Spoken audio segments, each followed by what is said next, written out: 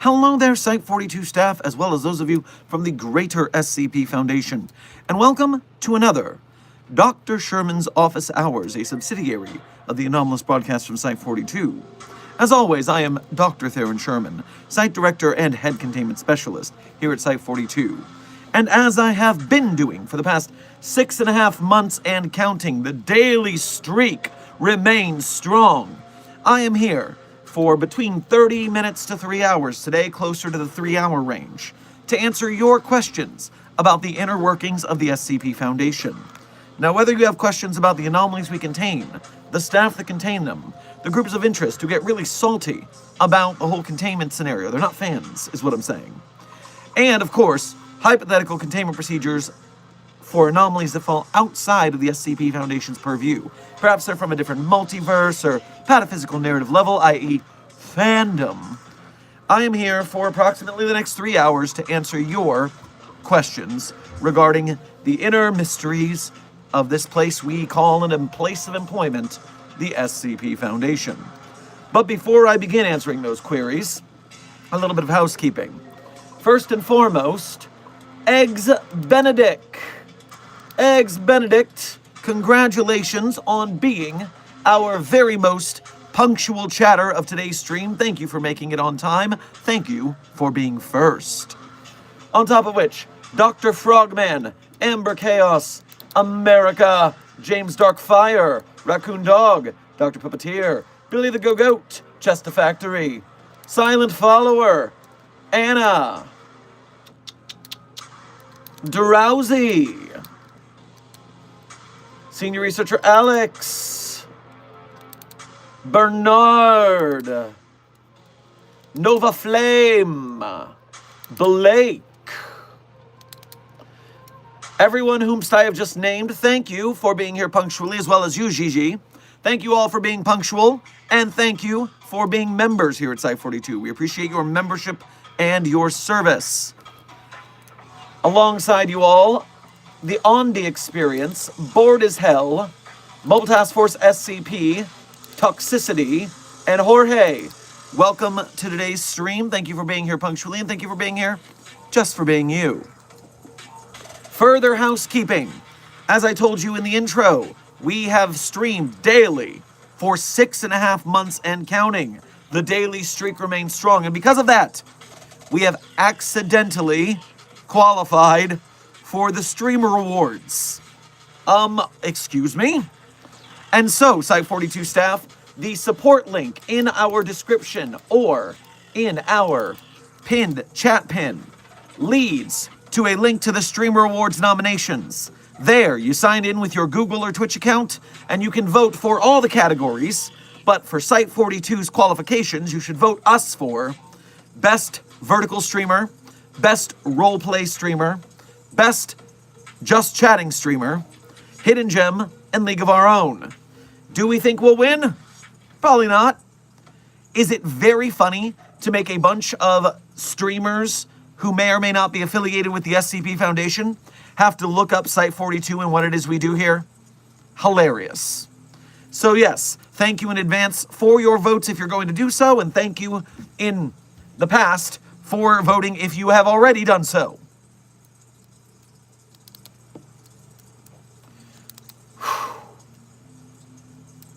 On top of which, 2 more pieces of housekeeping, and then we will get to the Q&A. First, if you look in our description for this stream, you will see a link to a different YouTube channel. A channel by the name of Andrea Joshua Asnicar, an Italian filmmaker who has just dropped a new 45-minute live-action short film in the SCP universe based on SCP-2316, You Do Not Recognize the Bodies in the Water, and further tales from the Class of 76 lore of the SCP Foundation. A 45-minute live-action SCP short film? You need to see this if you haven't already. We are doing our best to broadcast this to the people, because although they have 49,500 subscribers, they only have 10,000 views on this short. We need more of it. We need more people to see this and support it. So Andrea has the engagement and finances to make more short films, and maybe even long films. A feature film in the SCP Foundation. Can you imagine it? I can. But only if we, Mobile Task Force Psi-42, codenamed the Signal Boosters, step up and do our level best to support our fellow SCP creators. So thank you for following orders and checking out that short film. Last but not least, today is a very auspicious day. Yesterday, we challenged the site director of Site 74 to a wager. If the Containment Hazard Assessment Team, i.e. chat for Site 42, could wrangle 50 memberships yesterday's stream, then Site 74 would have to turn over SCP-458, the Infinite Pizza Box, so Site 42 can have Pizza Day. And you guys did it. Right at the very last minute of stream where it was most dramatic. I am very impressed with that, by the way. Excellent storytelling on there. And so, today is Pizza Day. So head on down to the commissary and grab yourself a hot slice. Unless, of course, your favorite pizza is actually cold pizza, and then you can enjoy a cold slice as well. But for some reason, you guys wanted me to eat pizza on stream. Content warning for eating. This is what you wanted. Also, I skipped breakfast for this. I am famished.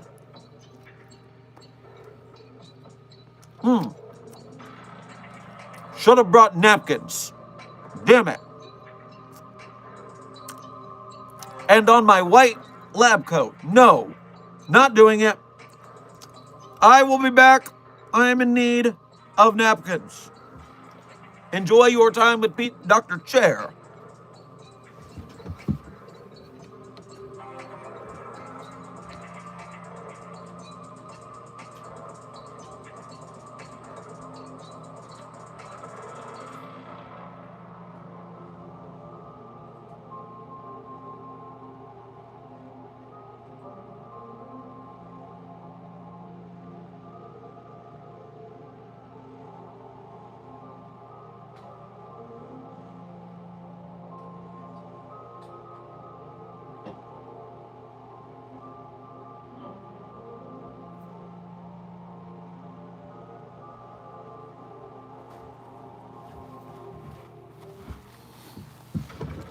And we're back.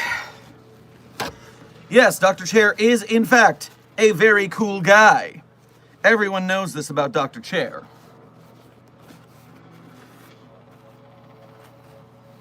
All right. How's the rehab on your leg? Intern Jones, thank you for asking. We're actually doing quite well in the last month. We've made some small exercise and footwear changes that have helped my ankle immensely, I believe. And so I actually have an appointment with the on-site physical therapist after today's stream, in which we will discuss our progress and see how we can continue. But I am definitely improving, and that's great. I cannot wait to get back to the gym and all this stuff. Whew. All right. Now, Silent follower, thank you for your first donation of today's stream, as well as being a member. Make sure to grab yourself a slice of your favorite pizza pie on your way past the commissary. Since it's pizza day, everyone's getting pizza. I hope you enjoy pizza, even if it's like, a breakfast pizza, or a white pizza, or a dessert pizza. Maybe you want a cookie pizza. Maybe you want a cookie pizza. Getting the pizza of your choice. Hair looking fire, pun intended lol. Also, how is you?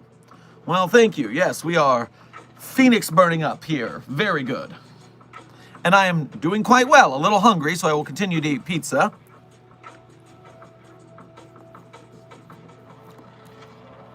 Also, I'm starting a poll. This poll, Pizza Day poll, is simply: how much, or should Dr. Sherman talk with his mouth full? Option 1, yeah, comma, we don't care. Or, no, that's rude and gross. I will be beholden to the choices in this poll, which will show up on my screen. You see, on one hand, I would clearly not like to talk with my mouth full. I find that rude. But also, I am the only one here who can talk audibly. And so if I am quiet for just the amount of time of chewing and swallowing, that also feels kind of awkward. Even more awkward than eating on camera. I don't actually mind eating on camera. I eat in front of people all the time. And eating is for group activities and having a good time and having a frickin' conversation and stuff. But, no, that's rude and gross. Oh, with a big victory. Okay, 60%. If it changes, I will change my behavior along with the stream's rules.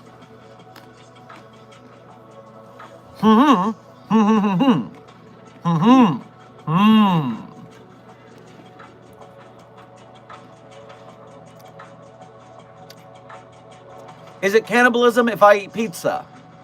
Well, as a haunted cheeseburger, I would assume not. Not the same thing, unless you're a pizza burger. Then it's tangentially cannibalism. Furthermore,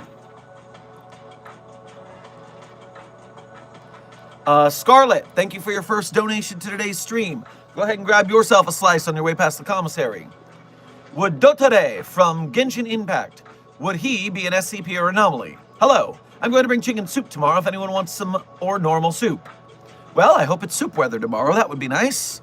And, I don't know what a Dotare is, but this is certainly something I can look up on the database. Dotare Genshin, also known as Zandik, and by his codename the Doctor. Worried about that now. I mean, don't all the Genshin characters have anomalous abilities? Aren't they magic users and such? Yes, they wouldn't be SCPs because they do not exist on the SCP Wiki, but they would certainly be anomalous. That I am fairly sure of.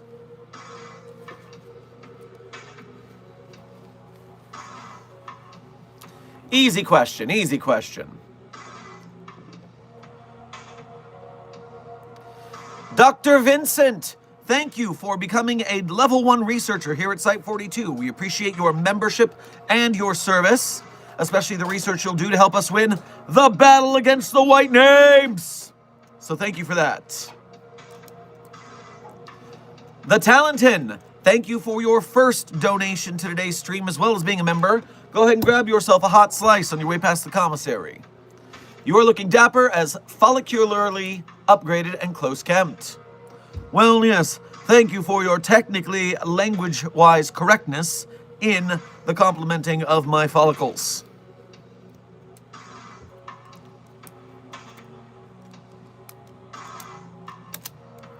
Scarlett, thank you for donating again. I want the chocolate pizza. Nutella pizza is great. Ooh, that does sound delightful.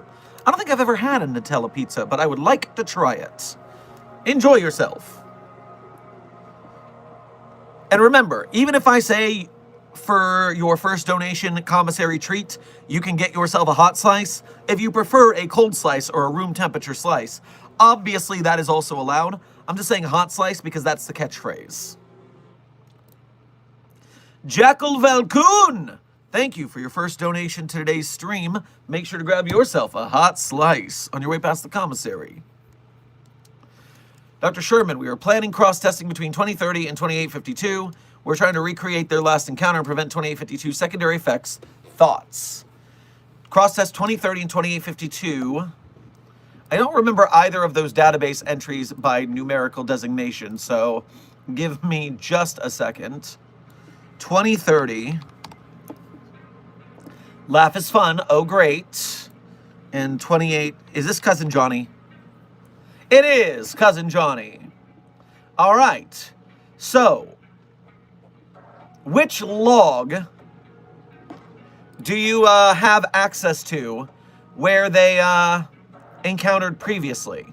I would like to see the experiment log of the previous log before I approve such a thing. So, please give me some more details when you get the opportunity.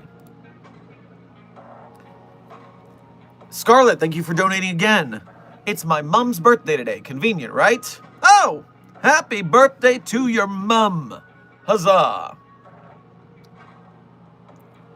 Selma, thank you for your level 1 researcher membership message of 4 months. We appreciate your continued membership and service, especially the research you're doing to help us win the battle against the White Knaves. So glad to survive long enough to enjoy pizza day.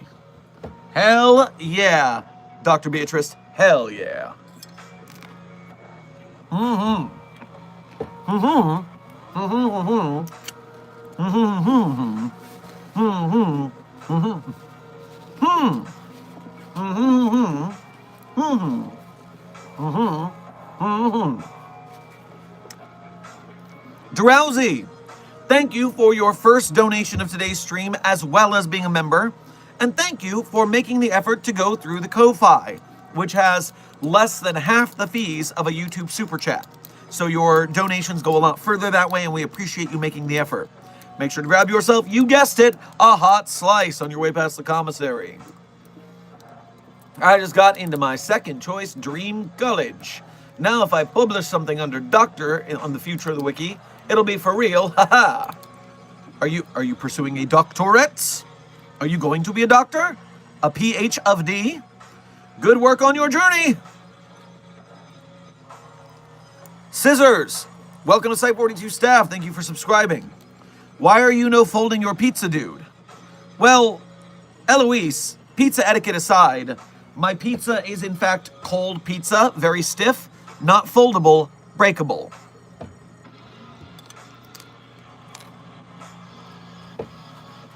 Mm-hmm.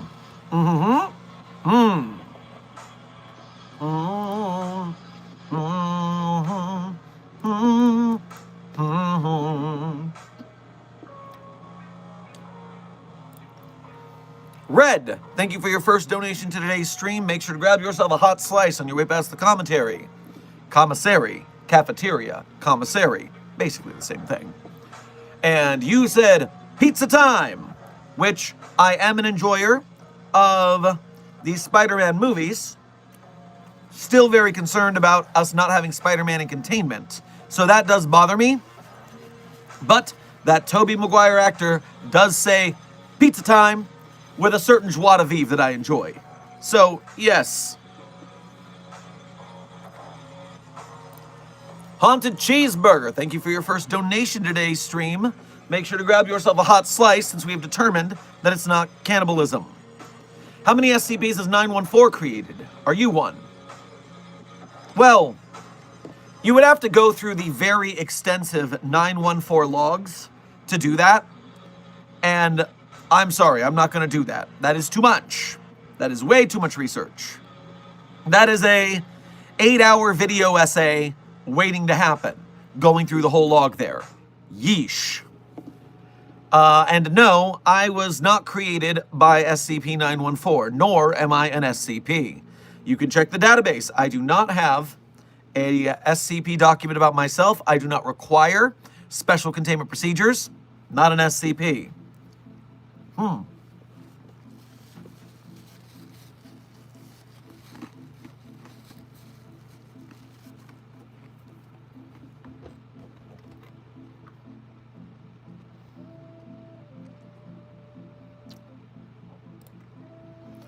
The Talenton, thank you for donating again.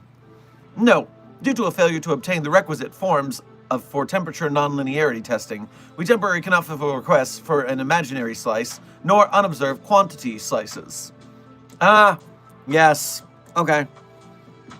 Well, Quantum Competing will have to come in and fix that, but we'll just have to wait. They're a bit busy today. Raccoon Dog, thank you for your first donation of today's stream, as well as being a member, and thank you for your very dramatic victory from the jaws of defeat final memberships that made Pizza Day a possibility for the Containment Hazard Assessment Team.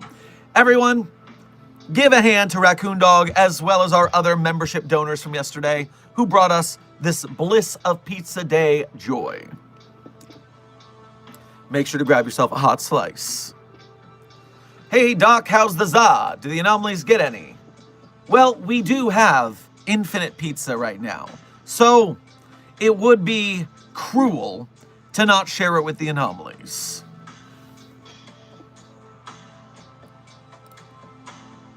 Inferno Wolf, thank you for your first donation to today's stream. Help yourself to a hot slice on your way past the commissary. If Slenderman was an SCP, how would you contain not him, it? All anomalies are treated as objects, not people. That's protocol at the Foundation. So Slenderman is not a he. Slenderman is an it. Please practice proper pronoun parlance protocols at the Foundation. Also, enjoy your cold pizza, as they are great. I will enjoy the cold pizza for sure. And Slenderman, so here's the thing. Yes, Slenderman is not an SCP. It is an off-wiki entity. It is an anomaly, but not an SCP. But Slenderman does have an XP. EXPY. XP is a basically ripoff, to be frank.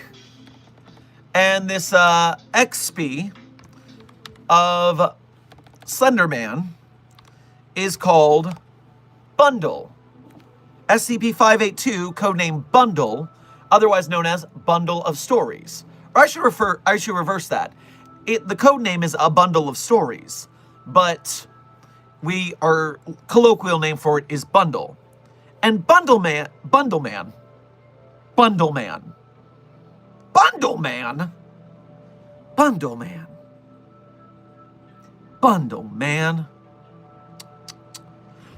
Bundle is our SCP, basically 10% different for legal reasons, Slenderman. It is an entity that any story written about it becomes its factual reality. So we have to contain it using stories since it is made of stories. Very similar to Slenderman.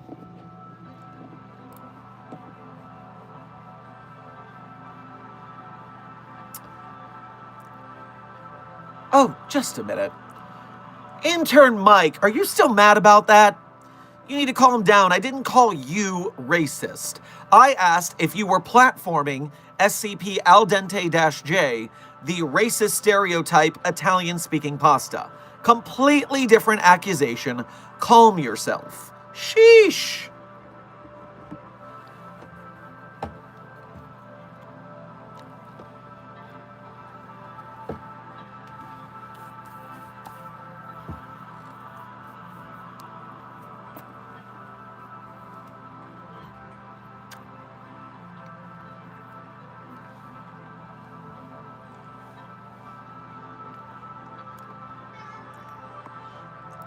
Dr. Knight, thank you for your first donation to today's stream, as well as being a member. Make sure to grab yourself, you know it, you love it, a hot slice on your way past the commissary. Dr. Knight memo. I don't know who did it or why, but half my department contracted prophetic mania. Class FM nestics don't grow on trees. Need a vacation. Oh, that is so frustrating. At least it sounds like you didn't get the Cassandra variant, where you all can tell the future prophecies, but also no one believes you. And so everyone gets in arguments over it at the same time. That is very rough. So at least you got the lower version, but yes, it would be nice to restock on Class Fs after a scenario like that.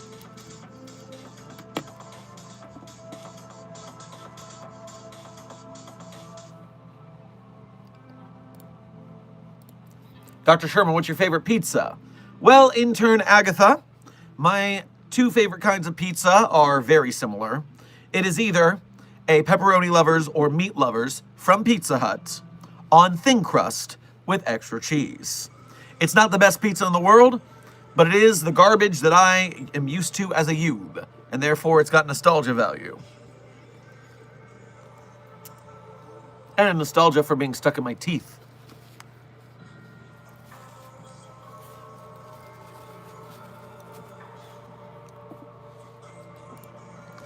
James the Rail Fan, thank you for your first donation to today's stream. Make sure to grab yourself a hot slice on your way past the commissary. Hey, Dr. Sherman, how are you today? Also, does the commissary have pizza with smoked brisket on it? I made one that way last week and it was great. Oh, you know, while my favorites are pepperoni lovers and meat lovers, you cannot go wrong with a barbecue pizza. Replace that red sauce with barbecue sauce. You get yourself some smoked meats on there. Mwah! That's some good brisket pizza. And 458 can spawn brisket pizza if it's your favorite. That's the trick. 458 always spawns your favorite pizza. And so if your favorite is brisket pizza, it will bring you pizza with brisket. Gay. Well, intern never gives up. We are an arts community. And so there is a lot of LGBTQIA representation in the SCP Foundation, and this is a good thing. Now, if you consider asexual to be gay in the general sense, I guess you could say that about myself, but, you know, we all are where we are.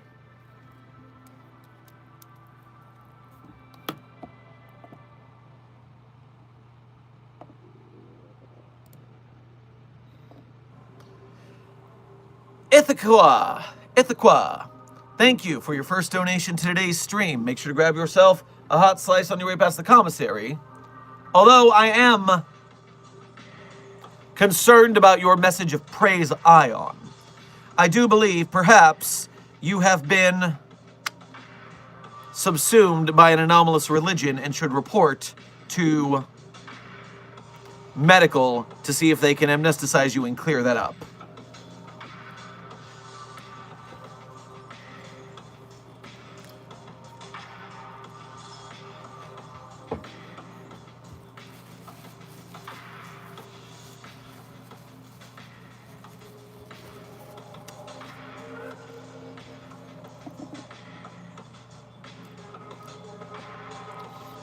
How was the pizza? Oh, did I miss the pizza? You guys, as you have just seen, it is still pizza time.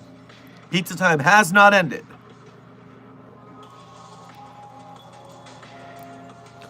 Infinite Dragon, thank you for your first donation to today's stream as well as being a member.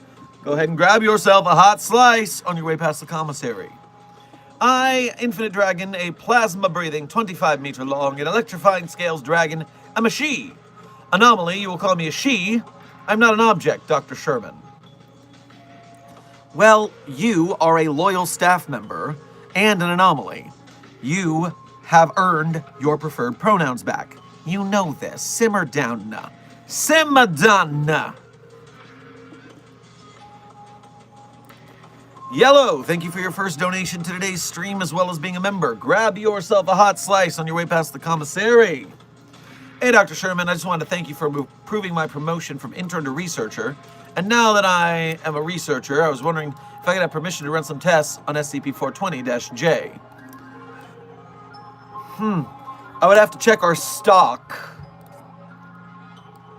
But I tell you what, on a day like Pizza Day, it is also a great day for joint testing with SCP-420-J. Object class? Awesome. So, yeah. Oh, wait, that's not an object class. They fixed it. Object class. Totally safe. So, yes, it seems like we have a fair supply. Don't go overboard. And I mean that for both SCP-420-J as well as pizza. Because combined, you're going to want more than you can handle. Watch yourself.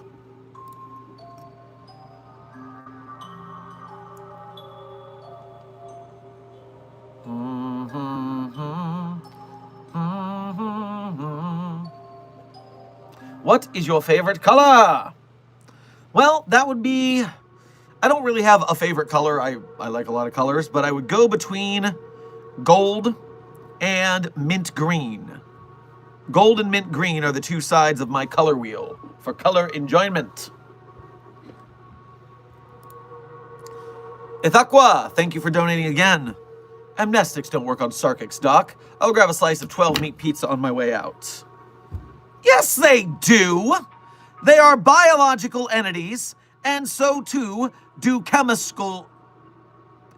So too does chemistry, or so too do chemicals, work on Sarkics. If you were talking about praising Babaro and the Church of the Broken God, maybe I would see this way. But no, you gotta be a pretty powerful Sarkic to be able to control your biology in a manner that amnestics don't function on you. And if you're working at the Foundation, I know you are not that level.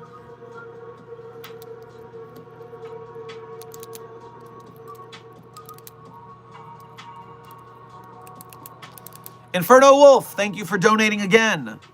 I would like to officially and sincerely apologize to both Slenderman and Bundleman for my misuse of pronouns. I'm a fairly new researcher who may or may not have a random SCP in his pocket, of which shall not be named.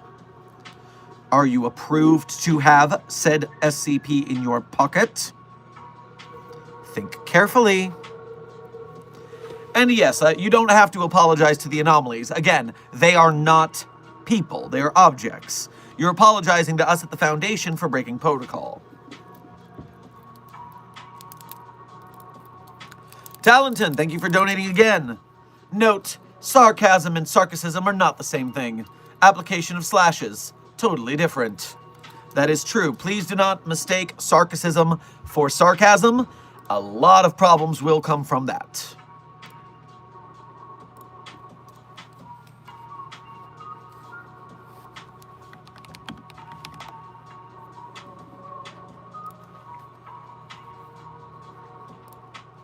Dr. Knight, thank you for donating again. Precog division alert. Prophetic mania worsened. Stop. Overrun. Stop. Send reinforcements. Up this redacted. Stop. Ow. Who poked me? Stop. MacArthur, I swear to 343, I'm gonna. Transition terminated. The problem is when you get in a fight in the prophecy department, they can say your move's coming, and so they can always stop you. They're sitting there like Sherlock Holmes. Discombobulate. Discombobulate. So, yeah, that's... Security's got to watch out and just monitor from the outside there. Y'all need to cool off and let the prophetic mania wear off first.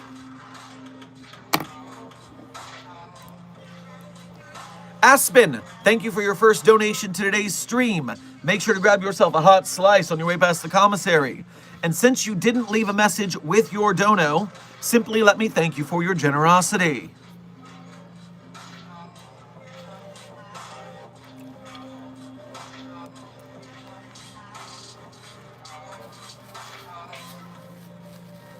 Uh-oh. The poll has moved to, yeah, we don't care about talking with our mouth full. I guess we're going full mukbang for a while, unless some people change their votes. Be careful what you wish for. Ay, ay, ay. I am very afraid I'm going to spit if I do this, and I don't like that idea. Dr. Frogman, you are the one who I have seen who has alerted me that the like count is higher than the viewers. Mobile Task Force Psi-42, codename Signal Boosters, congratulations on your successful hitting of that like button, because as you know, the more we get that like button above the view count, the more the YouTube algorithm decides to bring more people into our stream, where they will witness the might and glory of the SCP Foundation, and they will be helpless but to side with us to help us support the SCP Wiki and its authors, artists, animators, game devs, filmmakers, merch makers, etc. The more engagement we get for our SCP creators, the more big budget SCP projects there will be. And so I thank you for your service, chat. Keep up the good work. I just got my SCP logo patch. I can finally iron it on my lab coat. Plus, I finished my SCP Agent OC. The jacket has the logo and everything, even the key cards. I'm super proud of myself. I'm so excited. Go to work! Intern caution. Keep up the good work with your cosplaying abilities. Soon, you will be able to go out into the world and share your love of the SCP Foundation right on your clothing. At conventions or online. Good work. Foxpax, thank you for your first donation to today's stream as well as being a member. Make sure to grab yourself, you guessed it, a hot slice on your way past the commissary. Heads up, the Conclave of Shadows operatives. We captured our latest encounter with them. Should be arriving at Site 42 within the week. Good. I have questions I would like to ask them. With my fist! Or really with the fist of a soldier. They probably punch a lot harder than a researcher. But you know what I mean. What's the most political SCP? Well, the newest one would have to be probably SCP 9009, if I'm remembering the designation correctly. Yes, SCP 9009, codename, quotes, white people. And this is an anomaly, a species of ambulatory humanoids, also known as Homo albescens, uniformly characterized by social and phenotypical mimicry of Caucasian males of European descent. These are aliens, or at least anomalous entities of some sort, that look like white people. And many of them have been presidents of the United States. All modern presidents, in fact, have been these, quote, anomalous white people.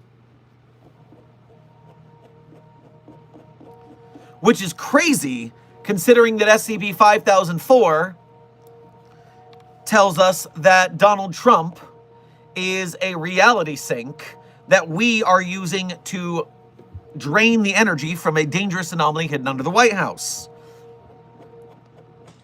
So, there's a lot going on with that weirdo, to be sure. But there's two very political SCPs for you to check in on. I would also point you to two more. Those were presidential political SCPs. There is also SCP-4670, which is a woman of Greek descent who works at various barbecue restaurants, and when police officers come into the restaurants, she turns them into pigs, murders them, and serves them up barbecue style at the restaurant. Furthermore, there is the SCP known as All Cops Are Buddy by Dado. SCP-5740 is a donut machine that, if you're a civilian, you can get a donut. If you are a healthcare worker, an EMT, or a firefighter or National Guard, you can get a donut, although if you're National Guard, the donut has the word behave written across it. And then if you are a police officer, then you shit a pig. If you are a donut, if you eat the donut as a police officer, you shit an entire live pig. So, yes, I would say that these two anomalies are quite political in nature as well. 4670 and 5740 for your politic enjoy your life. All art is political, but Oh boy, are those ones political.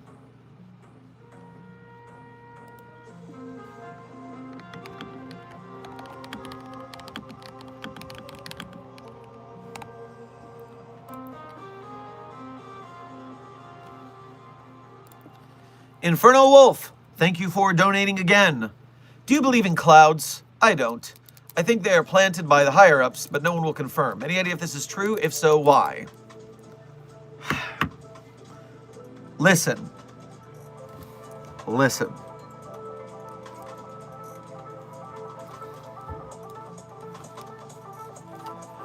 Okay. All right, we'll get into it.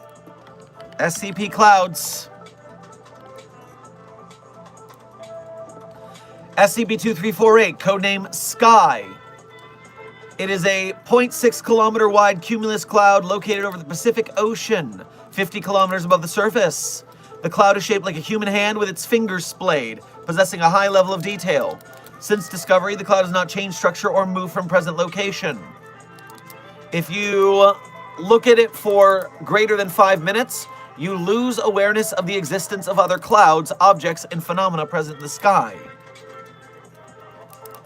If you are within 60 kilometers of the cloud observing it, you report a lack of stellar bodies in the night sky, meaning you can't see clouds anymore. 85% of clouds that pass directly under it are found to be indistinguishable from it. So clouds that pass under this cloud take on the anomalous properties of said cloud.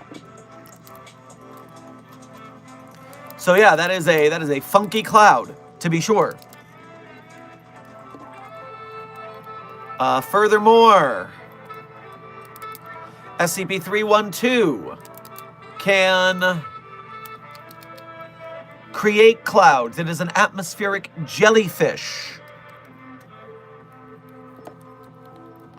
Furthermore, SCP-6710 is a large anomalous cat that lives in the terrestrial troposphere, meaning the lowest layer of Earth's atmosphere, and typically where weather conditions take place.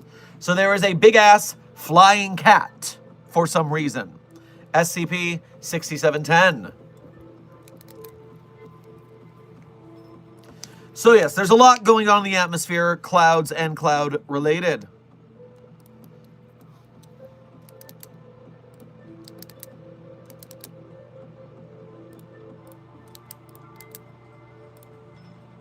Back to the chat, it is refreshing. Dr. Pepper Dragon, thank you for your first donation to today's stream as well as being a member. Make sure to grab yourself a, you guessed it, hot slice on your way past the commissary. Hey boss, I had to borrow a few things from the other departments. We're still trying to save Bill. Could you just sign the form I sent saying I could? Well, you are a trustworthy researcher. I believe in your abilities. So, yes, I do think you will, in fact, have your form signed. Good work. Quick tangent. Hot damn Toxical Gaming. Thank you for your extremely generous donation, as well as being a member. Now, everyone here's getting a hot slice today. But, as you may, well, you haven't been around in a while, so first of all, welcome back. But second of all, in a previous stream very recently, I invited someone to use an upgraded version of SCP-458. Now what you're going to do is you're going to go to the break room, and you're going to go to the break room behind the vending machine in the break room. And then you're going to see a big trap door with a big iron handle, but you're not going to touch the handle. Not until you do the good guy knock. The first part of shaving a haircut. And then you wait. You wait until you hear the response. Then and only then can you open the trap door. And inside, you will find, very securely guarded, the SCP-458 Deluxe Edition. The pizza box that spawns infinite pizzas, but you can choose what's on the pizza instead of it just being your favorite. And you can choose from a large amount of anomalous toppings. You enjoy that very deluxe infinite pizza experience in return for your very generous donation. Thank you again. Wowza, it's been a while since I popped in. Site 45 has been getting quite the workload recently. Anyways, hope you're enjoying your pizza, Dr. Shingles. That's not my name, but yes, we are having a very fine pizza day, and I do hope you enjoy your pizza as well. Your very fine pizza.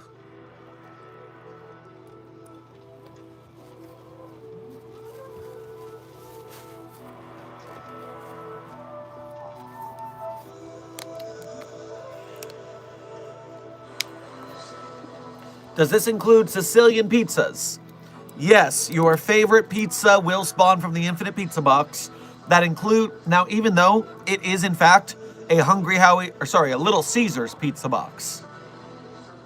It's a Little Caesars pizza box, right? 458, Little Caesars, 458, Little Caesars. Little Caesars, hot and ready.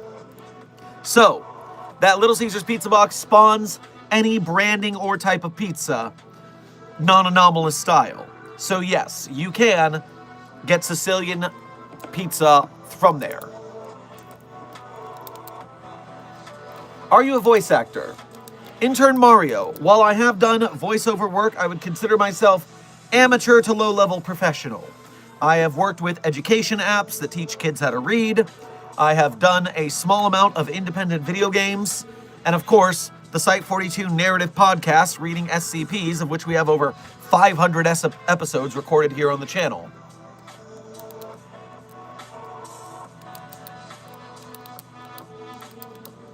Desk, you made it. Good to see you.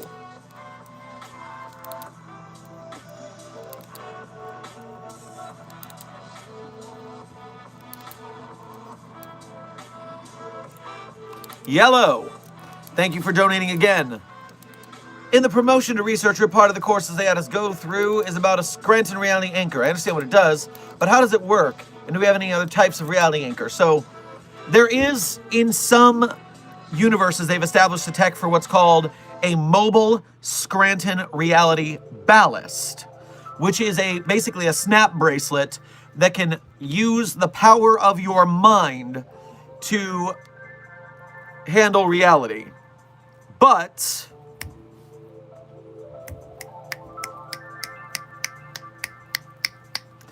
most universes, a Scranton reality anchor is a MRI machine sized device that is powered by the corpse of a dead reality bender, of which come in short supply, so it's very rare to have access to some of them.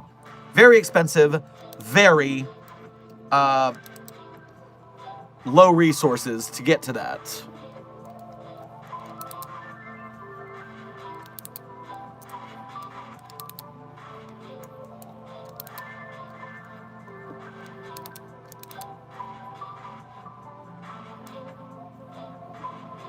A friend told me this was the only not toxic section of the SCP community, and I don't quite believe him. Either way, keep up the great work here.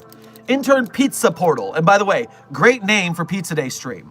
So, I guess you could say that we try to keep things non-toxic around here, although I wouldn't say that most of the SCP community is toxic any more than any other community. Now, let me put it like this. Is there toxicity in the SCP fandom? Of course. Especially because we're an arts community, and we're a community of writers, and our website is about writing. And so when people get mad at each other, they are very verbose in how much they hate each other. Yes, in any large enough community or fandom, there will be toxicity, there will be fighting. This is not something that can be changed. This is just the way humanity works.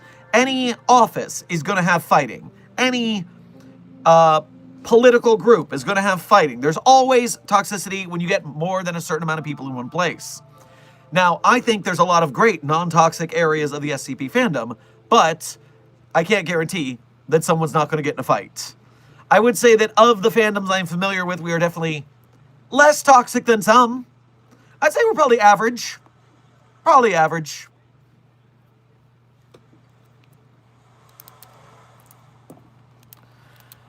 Intern Mike does stuff. While this is not an arena for political talk, I do find it interesting in this one moment to answer your query. The political pundit known as Charlie Kirk, while I do not condone political violence, I am very glad that his line of political speech has been removed from the conversation because I found it to be most toxic. I consider myself a leftist and support minorities and especially the LGBTQI community, and he absolutely didn't. So those in whom he agrees with, I vastly disagree with. And I say so because I want this to be a safe space for those who require protection from those who would cause them harm.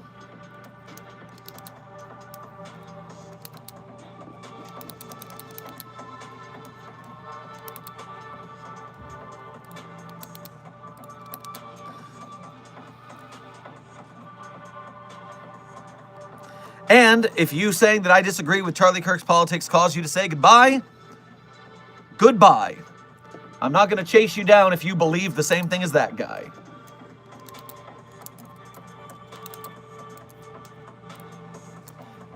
Intern Mega, thank you for your first donation to today's stream, as well as being a member. Make sure to grab yourself a hot slice on your way past the commissary. And everybody in the chat, why don't you give Intern Mega some props for helping us reach this pizza day? They were one of our membership donos, bringing us to this glorious pizza day.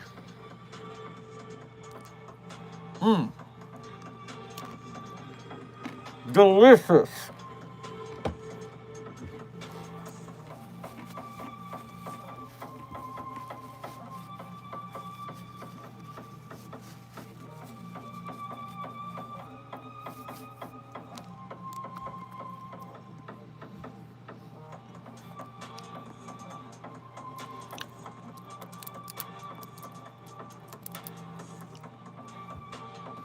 I think the SCP Foundation community can be pretty toxic, especially when there are those who go out of their way to harass people in the community for writing a self-insert into the SCP world. Well, I would need to know more of what you're talking about, but again, any community can and will be and has been toxic. There's no such thing as a non-toxic community. It doesn't exist. It does not exist. And if you get on the wrong side of someone, there is no doubting that they will let you know it probably, because people have not learned to live and let live, unfortunately. See the previous conversation I just had. Furthermore, it depends on how you write your SCP. Sometimes people write an article on the SCP Wiki, and they haven't had it greenlit, or they haven't gotten any critique, and it's a very not well-written article. And then when it gets deleted, because the community vote says so, they take it very personally, and it becomes, oh, the community attacked me for doing what I was doing, and not that you wrote a low-quality article. I'm not saying that this was you. I don't know what your situation is. But I am saying this comes up a lot with new writers, because new writers see any disliking of their work as a personal attack. And trust me, I have written some stinkers for the wiki. I wrote in a rush. I wrote something I thought was funny, but no one else did. And I tried to post it without critique when I probably should have gotten some. And they got deleted because I suffered what I deserved in that situation. It doesn't make me less of a person. It doesn't mean they hate me. It means the work I wrote was not up to par. And that's fine. So just keep an eye on that. Think about it that way. What about the donos? Don't worry, Dr. Val. I am, in fact, remembering donos exist. I am just making sure to take care of some white names as well, especially if they're asking interesting questions or questions that I find might be fun to bring up in conversation for various reasons. Cool Man Fight, thank you for your first donation to today's stream as well as being a member. Make sure to grab yourself a hot slice on your way past the commissary. Hello, Dr. Sherman. Plural? How strange. I'm the only one of me I know of. Not counting the multiverse, I guess that doesn't count, but I'm the only one here. Dr. Sherman, thank you. Hello, Dr. Sherman. What do you do against fish and potato salad? Because they are the greatest type of food that goes together. Well, while I am a fish enjoyer, especially sushi and sashimi and nigiri and such. I am pretty anti-potato salad, actually. It's just a texture that I'm not a fan of. Never have been. Never had a potato salad that I liked. I've had not bad. I've had not terrible. But never been like, oh, I will have more of this on purpose. I don't know. No hate to potato salad. Just not my thing. And by the way, the world would be a much better place if people could more often say, hey, I don't like this, but that doesn't mean it's actually objectively bad. It just means that it's someone else's taste and flavor. A lot of problems on the SCP Wiki could figure that way. To anyone British reading this, anyone celebrating Guy Fawkes Night, well, bored as hell, we all remember the 5th of November, the gunpowder, treason, and plot. I used to have an annual tradition of watching V for Vendetta on the 5th of November, just as a little fun movie night. Goose, thank you for your first donation to today's stream, as well as being a member. Grab yourself a gluten-free slice. Foxpacks & Co., thank you for donating twice more. If Desk is a sentient piece of office furniture, doesn't that make him an anomaly? I'm joking here. Well, yes. Obviously, Desk is an anomaly. Not an SCP. There is no SCP document about Desk. But yes, an anomaly. And a member of staff, which is why you can refer to Desk as him, and I will not yell at you.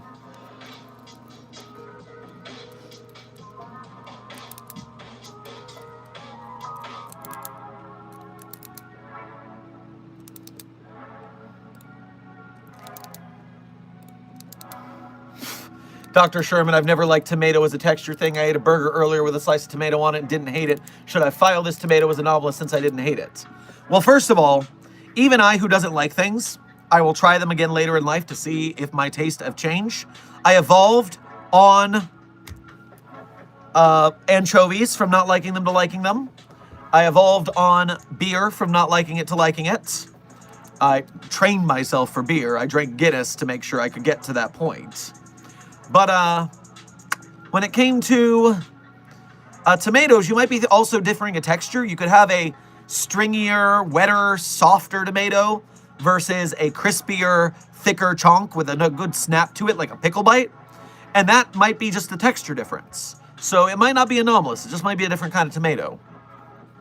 Love how you work with dangerous anomalies, yet you're still dyeing your hair. Well, intern Squid, think of it like this. We're all stuck here, on site, all the time. We don't have much of a social life at the Foundation. We got to do something to keep our sanity. Some people get tattoos. Some people dress all goth and stuff like that. I dye my hair. Fashion is passion. Plus, I think I happen to look pretty fly for a white guy.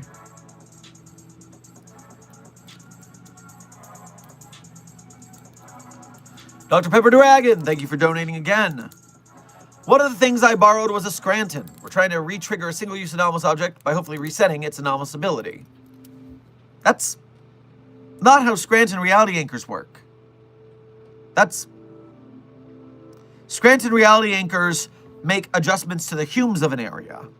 So you're not going to take its humes away and then put the humes back and make a change. It's just going to become more or less real as you go. That's about it.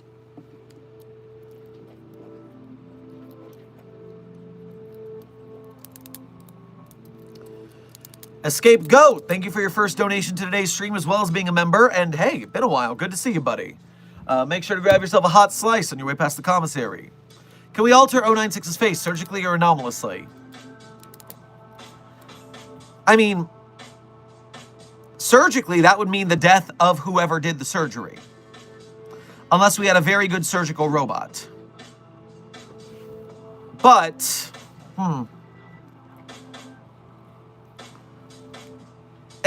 it is not known how seeing its face after doing a giga-chatification surgery, so to speak, would cause a difference in 096's mindset. But it's not worth the people we'd lose trying to experiment on it. It's contained well enough as it is. Let's just leave things as they are.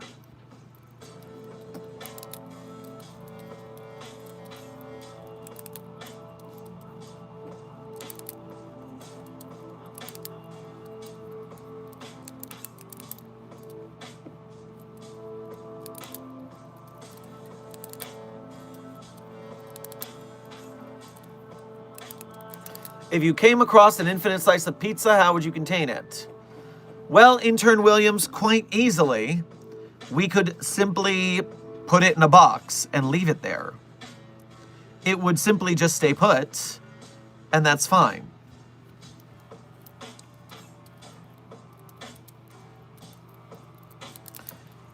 Yuki, welcome to Site 42 staff. Thank you for subscribing.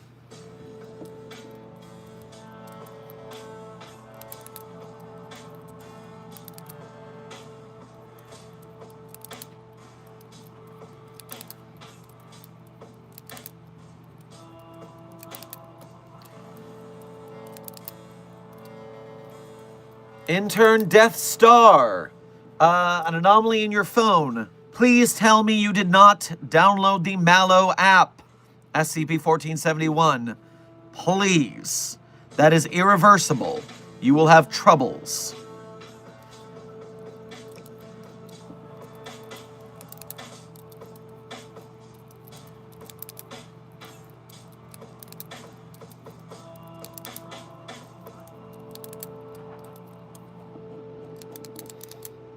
Due to my system's getting hacked, I didn't get to hear what you had on your pizza.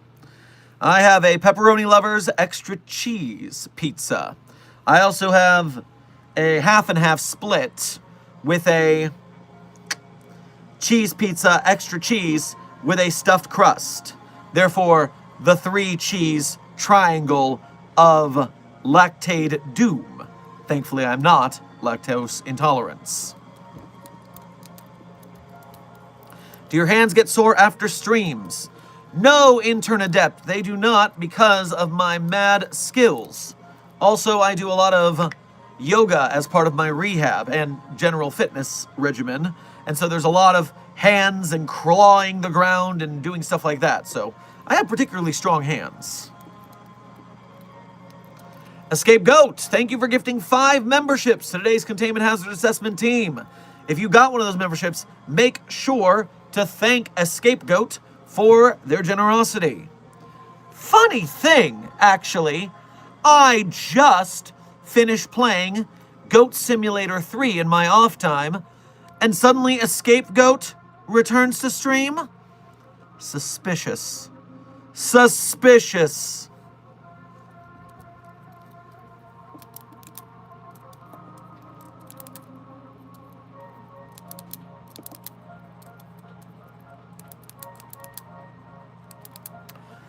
Dr. Sherman, I need your thoughts on a matter for the Foundation being like the Umbrella Corps from Resident Evil storyline. Well, the trick is that we are competent at maintaining secrecy and not causing zombie apocalypses everywhere. Umbrella Corp are idiots. That's the difference.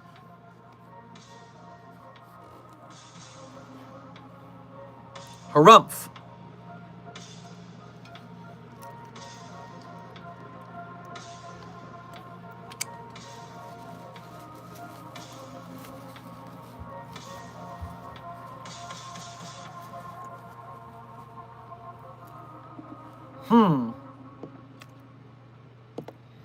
Dr. Sherman, is Dr. Frank N. Furter a classified SCP?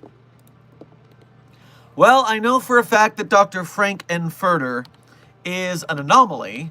It is, in fact, an alien entity from transsexual Transylvania. But while I know that Frank does not have a place on the SCP database, it does seem that at least control.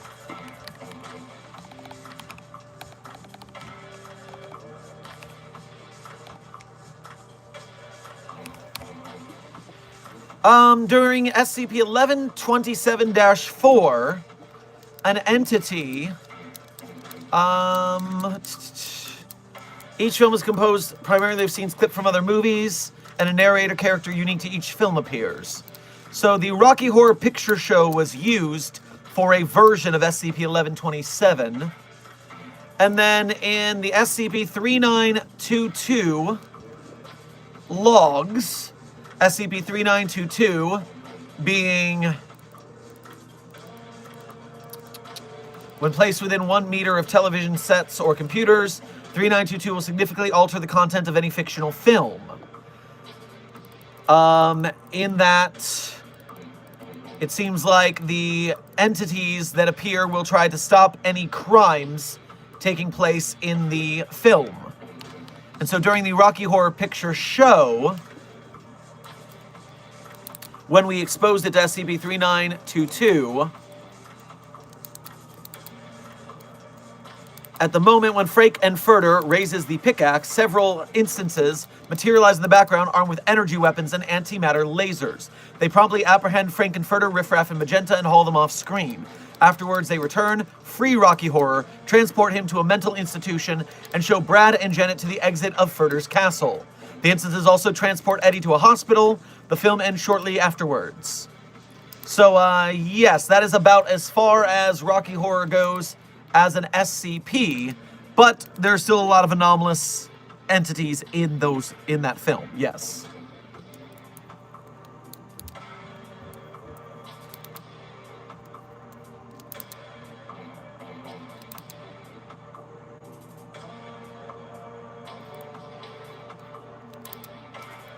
Cool Man Fight, thank you for donating again.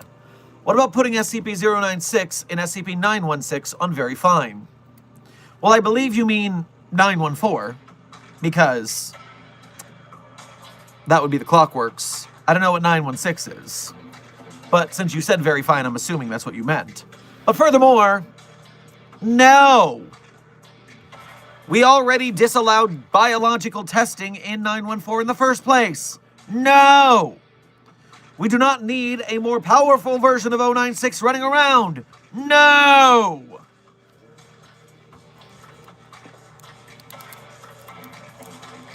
Ace, thank you for your first donation to today's stream. Make sure to grab yourself a hot slice on your way past the commissary. Boo. Well, hello.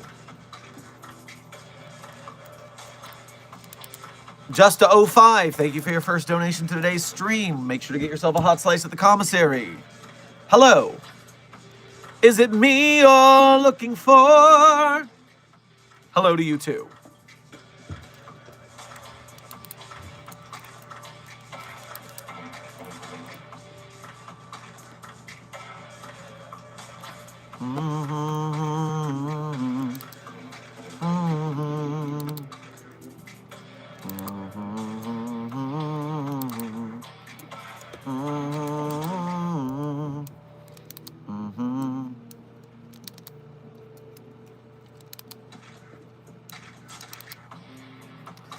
Intern Toxic Fox. 999's diet consists of candy, yes. However, due to your excitement and spamming the question, you may not feed 999 candy today. Practice your social graces. We're professionals here at the Foundation.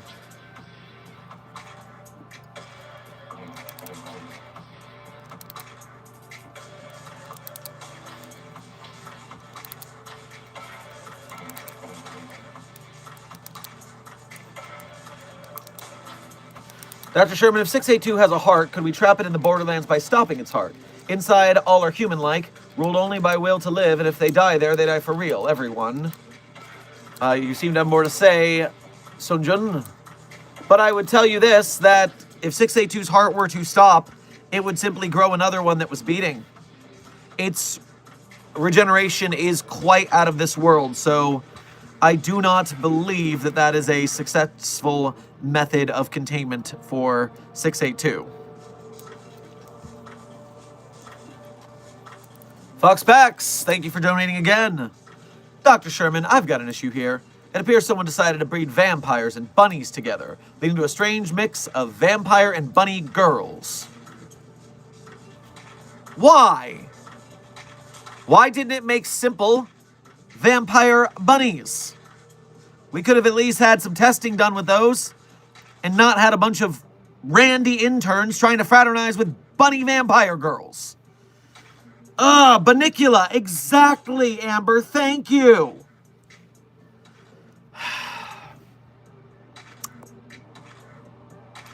Contain what the stock is and keep the frickin' monster fuckers away from them.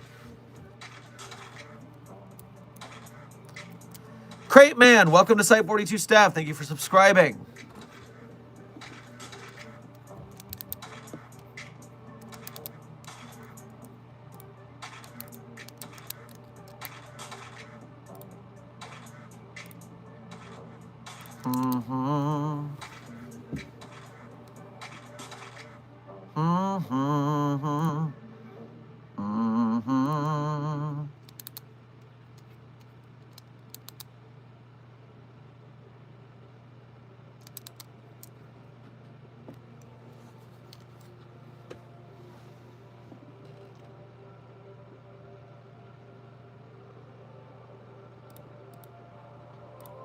Just checking something real quick. I need to refresh this.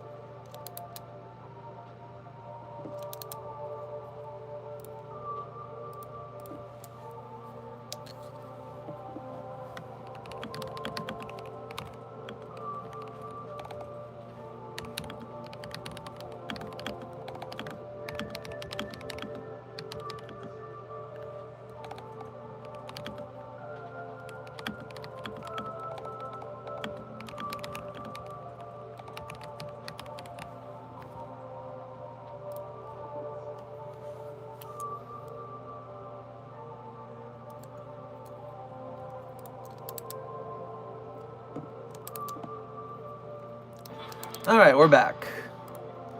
Ace, thank you for donating again. Hey, I am getting tying aside transfer. Where should I go? I am getting tying aside transfer. Where should I go? I don't exactly understand your grammar there. And furthermore, Ace, what kind of work are you trying to do? That would determine where you transfer. So I need some more details and clarification.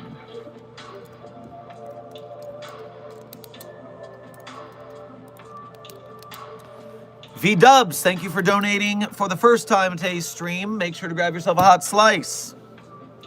What got you into SCP? It's very strange. I got into SCP about 13 years ago, and I do not remember how. All I remember, my earliest memory of SCP, is scrolling the wiki, looking up monsters to use in a Dungeons & Dragons game I was running. But I don't remember where I found it. I don't know how I got into it. My only thought is I possibly ran across a Markiplier playing Containment Breach video and was like, ooh, SCP sounds cool. But I can't actually remember. Amnestics are a hell of a drug. Foxpacks, thank you for donating again. We're already working on containing them. They're surprisingly cooperative. That's how they get you. Be careful. Keep your guard up. The cooperativeness leads to the seductionativeness. Don't fall for it. Escape Goat, thank you for donating again. Can being stuck on a planet be classified as contained? And there's no evidence of me being a goat, which escaped containment or a video game. Nis hair. Well, some of this terminology eludes me, but yes. Being stuck on a planet classifies as contained for SCP-2686, codename the Moon Wizard. Now that is stuck on the moon, not necessarily on a planet, but the same thing. So yes, that can classify as contained.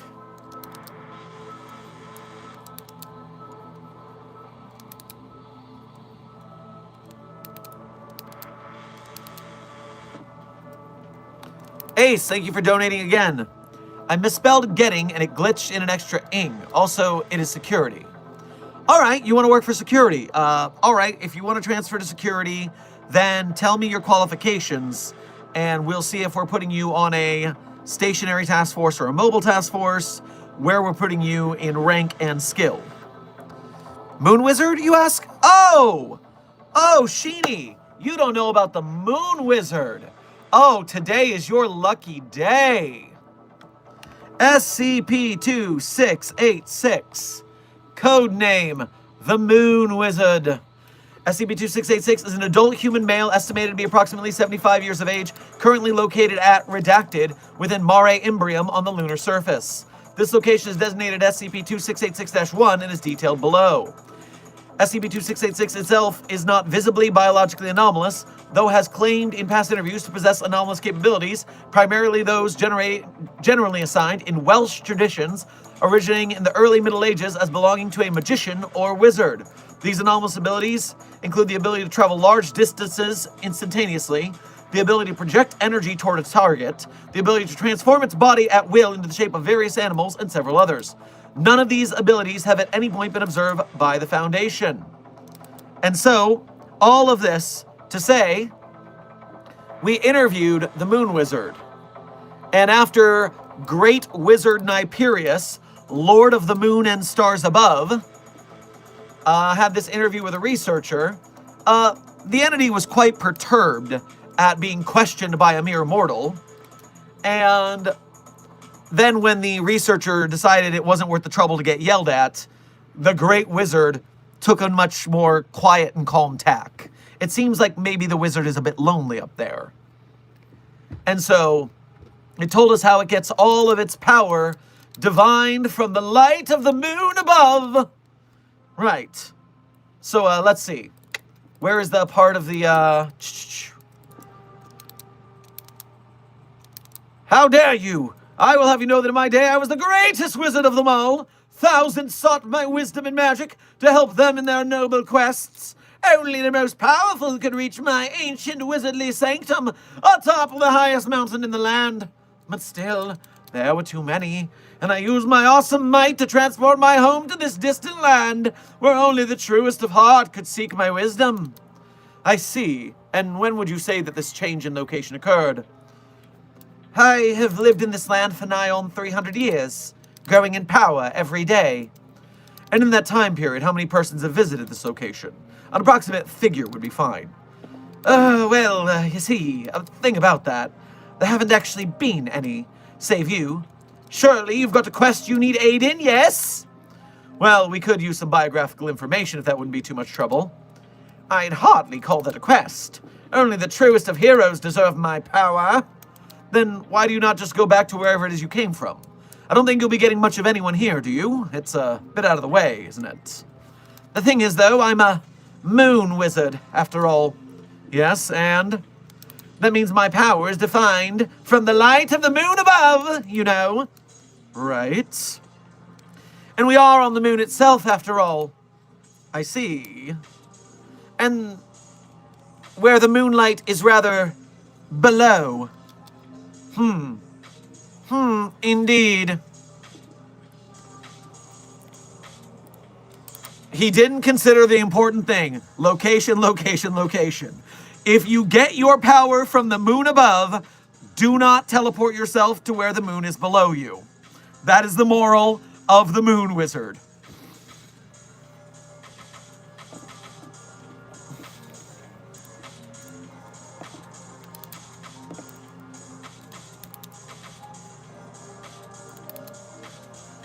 V-Dubs, thank you for donating again. Is the SCP who claims to be God chill? And does he ever... It is an anomaly. Please practice proper pronoun parlance protocols at the Foundation. It is an anomaly. Does it ever help the Foundation? So SCP-343, who portrays itself as the Christian God, even though it is just a reality bender with delusions of grandeur, is chill. It sits there and chats with staff members. It's relaxed. It's goofy and tells little jokes sometimes. But also, it doesn't list a, to quote, goddamned finger to help anything. There have been several times where we have asked it for help because it's the Lord, and it's simply, tut tut, I cannot help my children. I would be a bad parent if I did everything for you. And it says that about everything. Frickin' charlatan is what 343 is. A completely unhelpful charlatan. Harumph.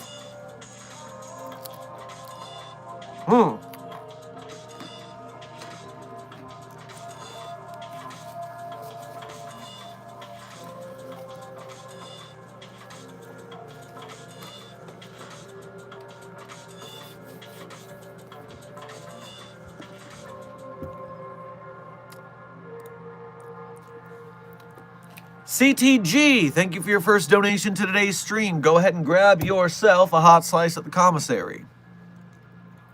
Would Steve from Minecraft count as an SCP if I found in the SCP universe? And so, how the fuck would you contain it? So, there are multiple answers to this.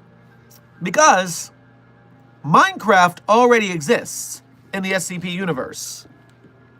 And in fact, why did it get big? Hold on a second.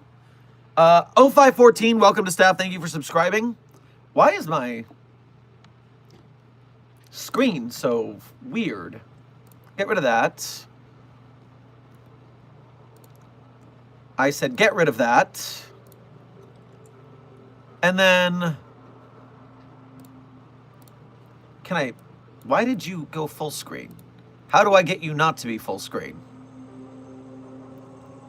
There we go. Exit full screen. We're good. I can see again. So, if you look at the database, then SCP-4335 is a basically outer deity, a Cthulhu, so to speak. But when it came into our dimension, it came into a Minecraft server where it is trapped.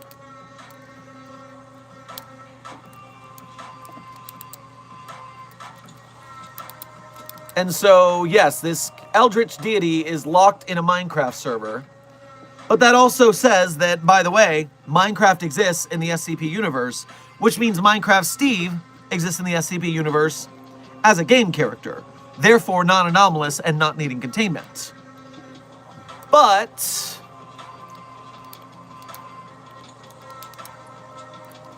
if you're talking about the character of Minecraft Steve as a living entity in the SCP universe, I mean, cannot creative mode... Is creative mode Steve God moding? Yes, I believe that's true. And so...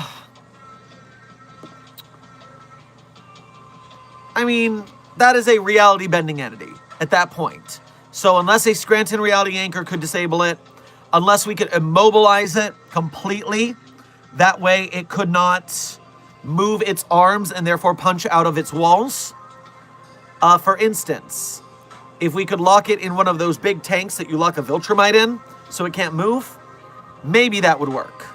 But, you know, it's a reality-bending entity, basically, so it's a pretty tough sell overall. We would have to have a different reality-bending entity, possibly one that can ascend to a higher pataphysical level, and go into the game's menu and switch Steve into non-creative mode, at which point we could then harm and contain it.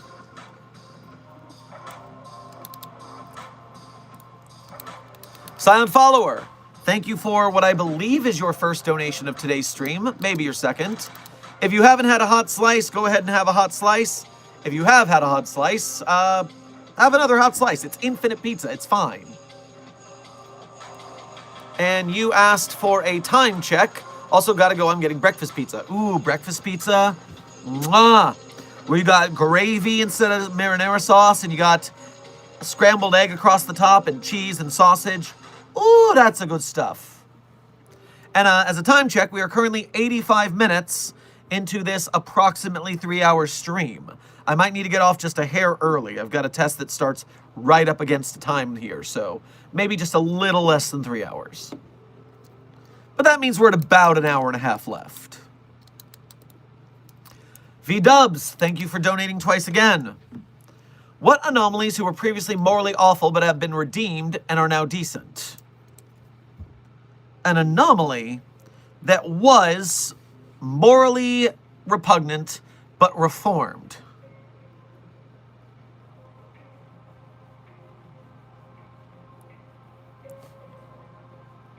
Well, I would say technically you could count SCP-5031, but that was kind of because we mistreated 5031.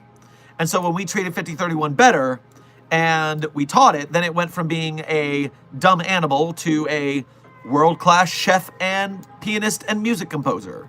So there is that. You can go with Clef if you want to say that for a non-SCP, but yes, a anomaly in the Foundation's care. I guess 3883, the dildo that contains the sentience that believes it is a eldritch being, but really, again, it is just stuck inside of a not good dragon branded dildo. It would torture us with nightmares if we slept next to it, but then when we talked to it finally, it was just kind of a sad sack, and it only messes with D-Class now. So I guess that's reformed. Sheeny, another what? You are learning today about the inner workings of the SCP Foundation. SCP-3883, codename Dildos Have Dreams 2, is a green tentacle-shaped silicone dildo measuring 16.5 centimeters in length. When it is placed in front of a reflective surface, its reflection appears different than in real life. In front of mirrors, it looks normal.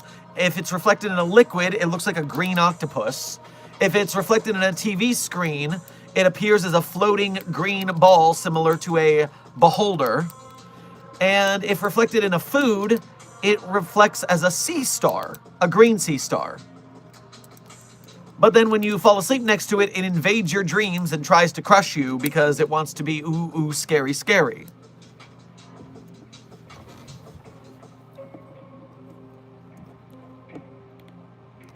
Yes, 3883 is a rather friendly anomaly now when it wasn't so much before.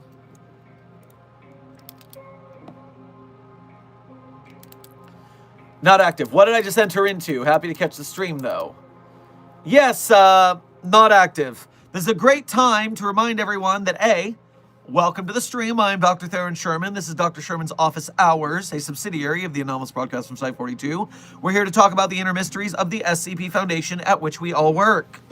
And due to that, there are sometimes adult subjects. We contain a lot of very violent anomalies, and we contain some sexually graphic anomalies as well.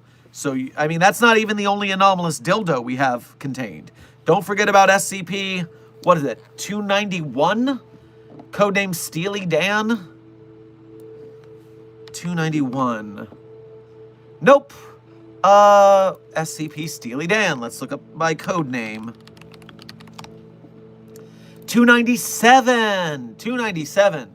Yes, is a dildo with a nuclear power source and a suicide option, where if you turn it on full power, it basically liquefies you, or bulldozes through any service it is vibrating against.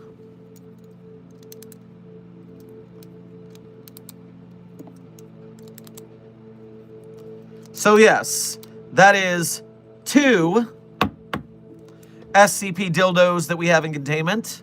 I am not certain if there are more. I have not checked the database for it.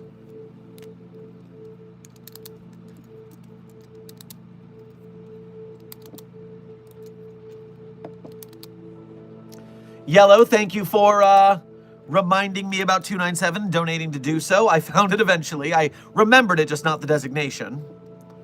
And Ace, thank you for donating again. The Chaos Insurgency stole your coffee, SCP-999's candy, and my weapons. I am sad now. Their raid was like a month ago. Have we not restocked since? Crazy.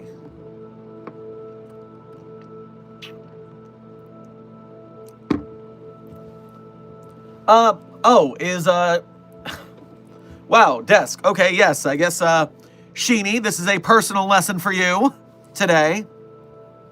Yes, we also contain SCP-4477. SCP-4477 is a person who looks a lot like Jesus, who is in a coma in a hospital. Permanent coma, just there, coma-ing. But within a radius around that Jesus in a coma, if there is a teenage dance party, a social of some sort, a homecoming dance, something like that, and the people there are dancing too close to each other, an entity that looks like Jesus will appear between them to stop them from touching while dancing. It is the boys are blue and girls are red, don't make purple in anomaly form. It is Cockblock Jesus. Cockblock Jesus, Jesus.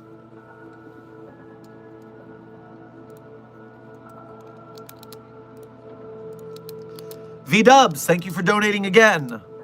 Was the raid on Site 19 the most infamous one, or have others been worse raids/battles? Well, that's... Which raid? Every site gets raided fairly consistently. We repel a lot of them, but, you know, there are always people on our asses for one thing or another. OMG, leave no space for Jesus. Leave space for Jesus thing. Yep, that's exactly what it is. Sheeny, in anomaly form.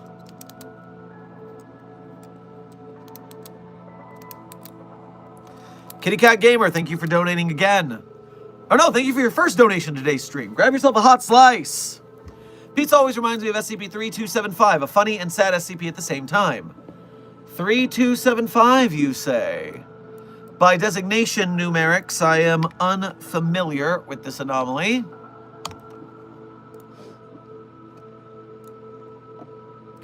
Excuse me, this is the wrong pizza, is the code name.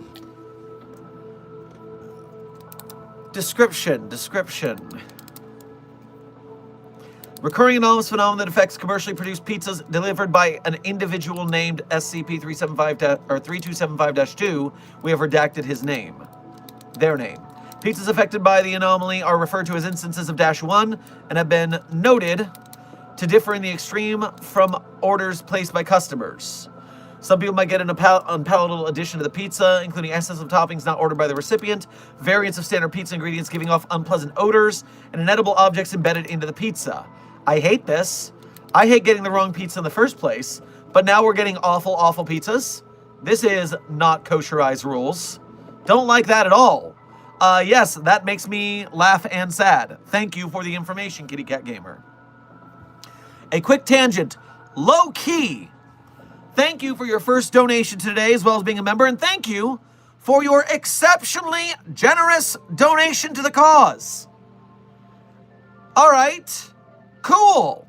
Well, for your generosity, you can go along with Toxical Gamer back to, I believe, it was you who went to the secret break room behind the bake room into the iron-handled floor door to get the upgraded version of 458 Deluxe, the Infinite Pizza Box Plus version. And Toxical is down right there now with that pizza, because obviously it's pizza day, but you guys, for your generosity, you get the good stuff. So yes, please make your way to that same Infinite Glorious Deluxe Pizza Box. You are allowed entry for your generosity. And Dr. Sherman, your presence is requested by the O4 Council and the Site Directors Oversight Committee. I take this donation for rejoining the lives of so many SCP fans and rekindling my own personal joy in the fandom. Oh, well, thank you very much for your generosity and for your heart-touching words. I do worry what the Site Directors Oversight Committee wants with me. That is less heartwarming and more soul-chilling. But I'm sure it'll be fine. I'm sure it'll be fine.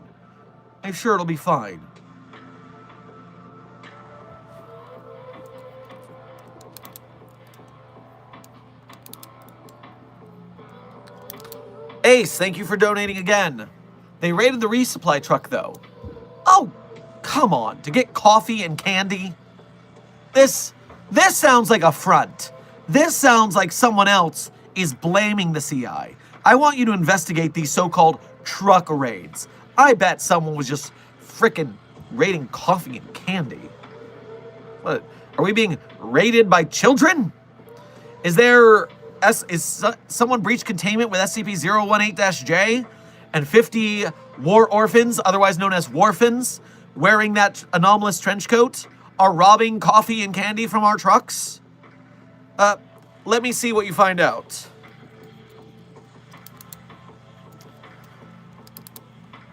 Man, that's so sad. Sips coffee and takes a bite out of a Kit Kat.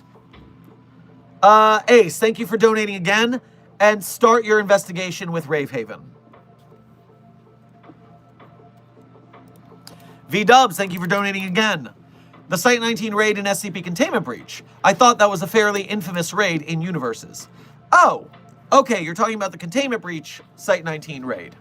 Well, yes, that is, Well, wait.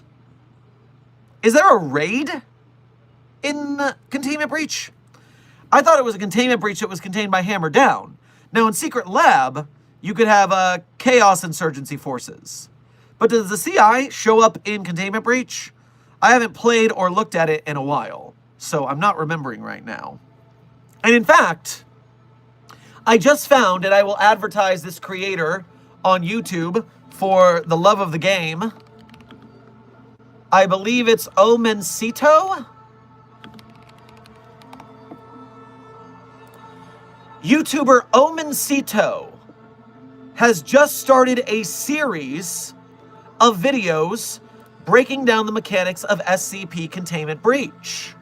They have a 36-minute video on the coding of SCP-294, the coffee machine in that game, a 45-minute video on how the health system works, and a 45-minute video about how SCP-914 functions in that game. And so Omencito on YouTube is making some darn good SCP Containment Breach content right now. You should check that out. And after you're done with those, and you've subscribed to them because I believe they're going to keep making Containment Breach content,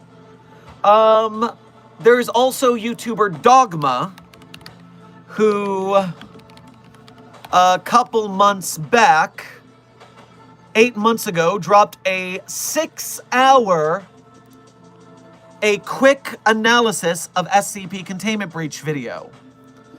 And so, if you want 6 hours of SCP Containment Breach content, and then another hour and a half, you can go to Omencito and Dogma on YouTube.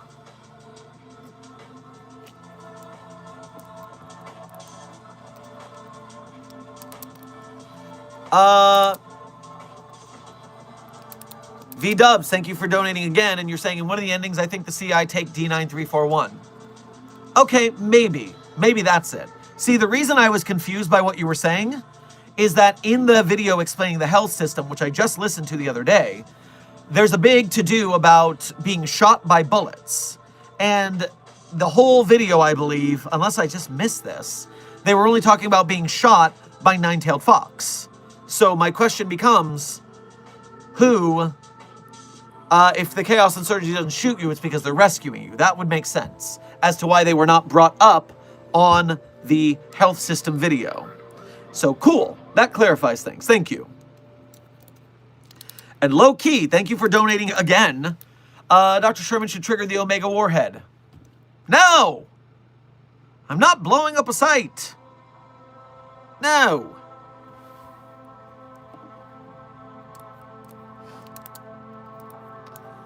Ace, thank you for donating again. Wasn't Site 19 glassed? Well, in some universes where they detonated the warhead.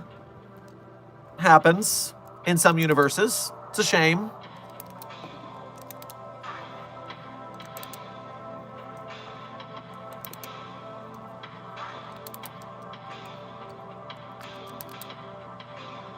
He is now SCP-9341, I'm pretty sure. Is that true? 9341.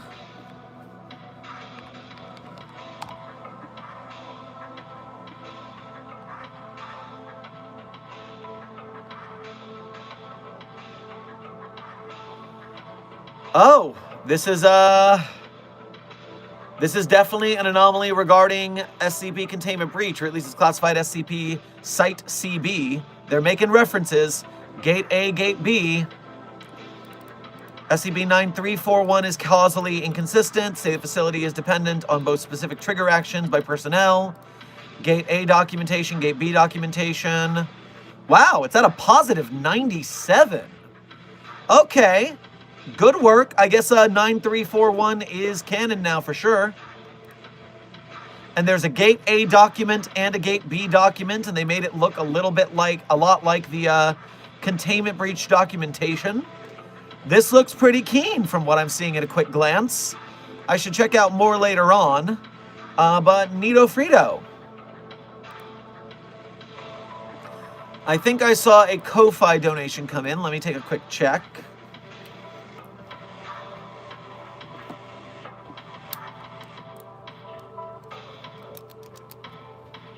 Oh, interesting. Wait a moment.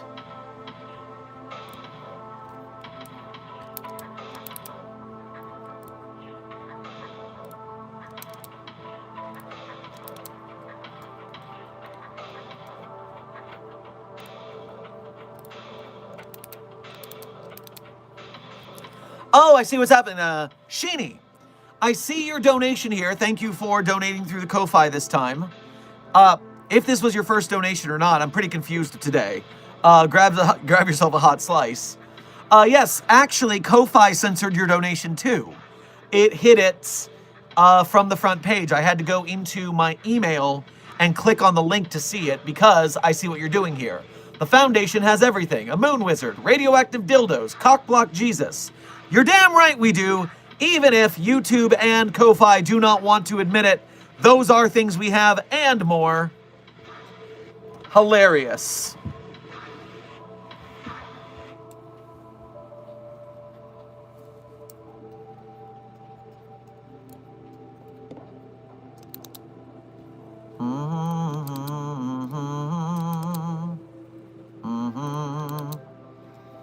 There we go. Okay, we're back in action.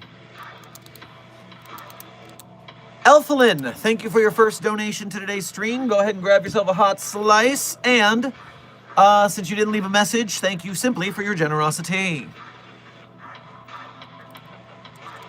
Ace, thank you for donating again. Yo, I found them. They're in my walls. They're still eating it. Who is them? Who is they? Why are they in your walls? Details, please. Details. Cameron Francis, welcome to Site 42 staff. Thank you for subscribing.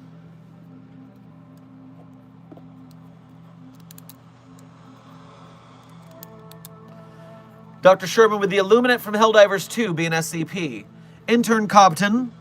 Yes, well, not an SCP because they don't exist on the SCP database. They don't have special containment procedures written for them. So not an SCP, but they are definitely anomalous.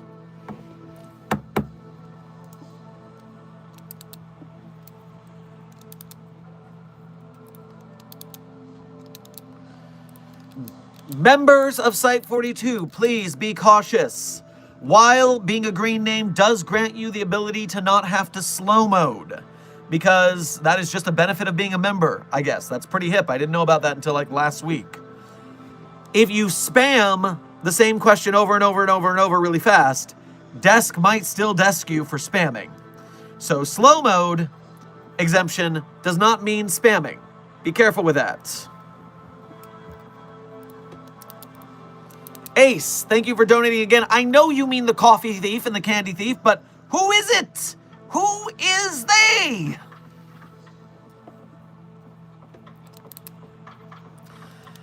Must stay protected. If a blind person was in the room with 096, it all depends on how blind the person is. If they are completely blind, black vision, can't see anything, then 096 would not care if they were there. If they were, in fact, legally blind, which means, yeah, they can't drive, but they can still see, they would still get got.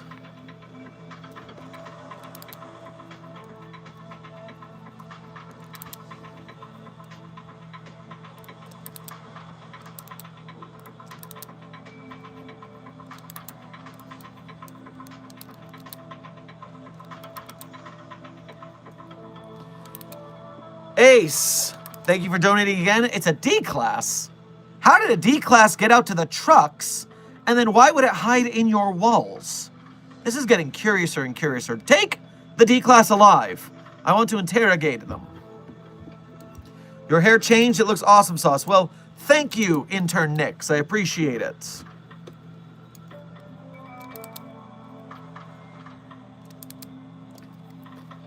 See, I told you I'm innocent. I'm a scientist. Okay, Ravehaven, I hear you. Yes, have your little Mr. Green moment. I told you I didn't do it. Have your moment. You're welcome.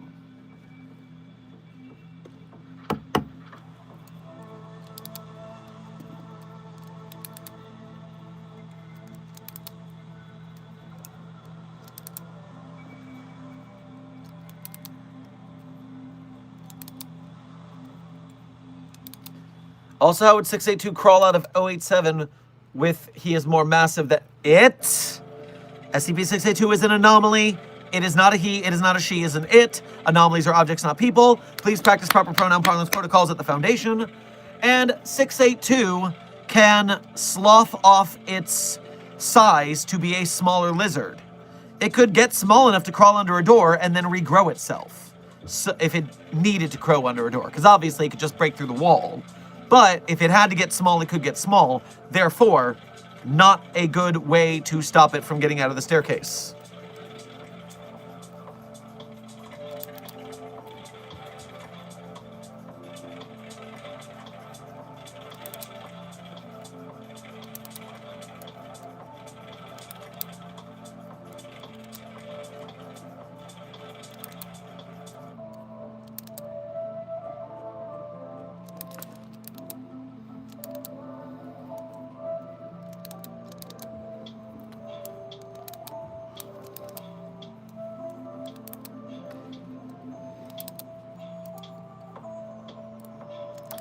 Ace, thank you for donating again. The D-Class was smuggling the coffee to Rave's assistant. Jacques! Also, do interns have assistants now? Man, our budget must be getting better around here, jeez.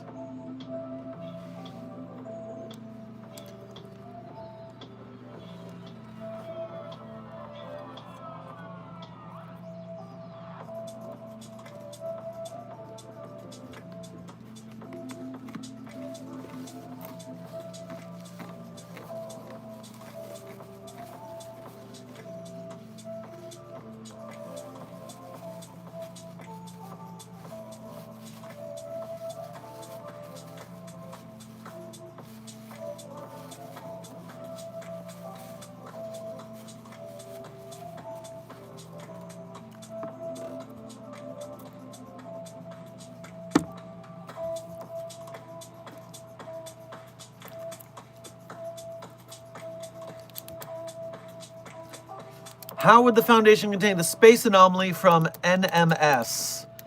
Intern Faylord, I do not know what NMS is. I'm gonna need more intel.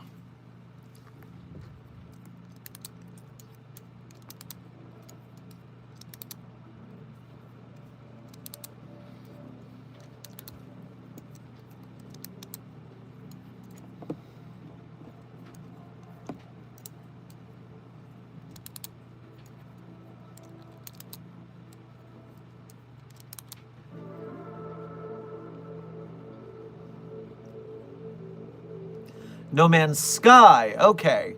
Never played it, but I can look real quick.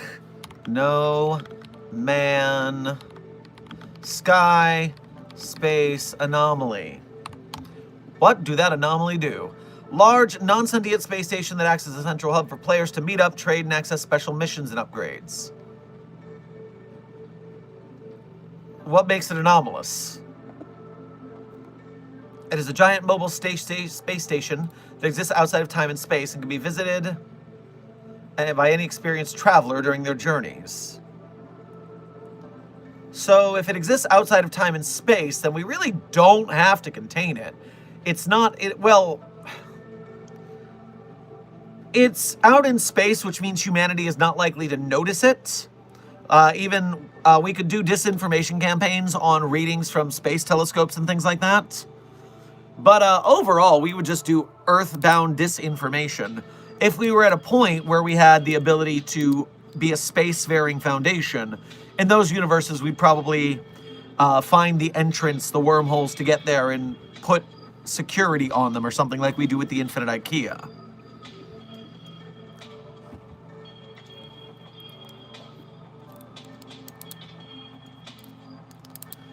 Ace, thank you for donating again.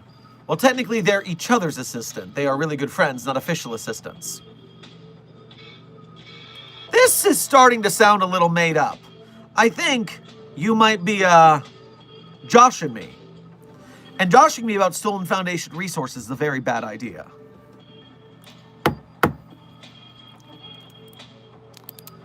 Raccoon Dog, thank you for donating again. First donation, I don't remember. Grab yourself some pizza regardless, as well as being a member. As a site director, do you get any fancy suits or uniforms, or is the lab coat the most comfortable? Well. Obviously, you've seen my black site director lab coat before, but because that doesn't show up well in the darkness of the audiophonics lab, I default to my white coat. Just for visibility's sake. But, yes, we have our black site director coats, although site directors can choose a colored lab coat in any color if they wish. You've seen pink lab coats, green lab coats out there all over the place. Kitty Cat Gamer, thank you for donating again. And thank you for the very cute, happy puppo / corgi / fox, whatever that canine entity is.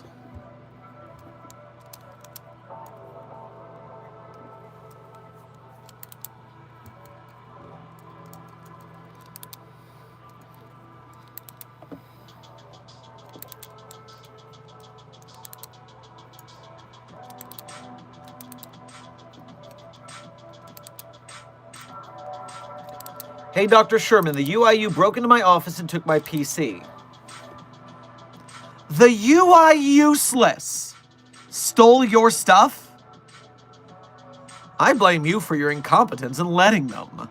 You think they have the resource and training to raid a Foundation site? Even an off-site little shed for the Foundation has more security than that. Jiminy sakes.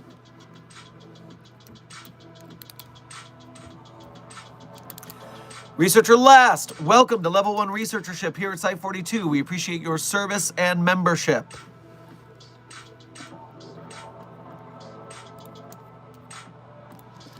Ace, thank you for donating again.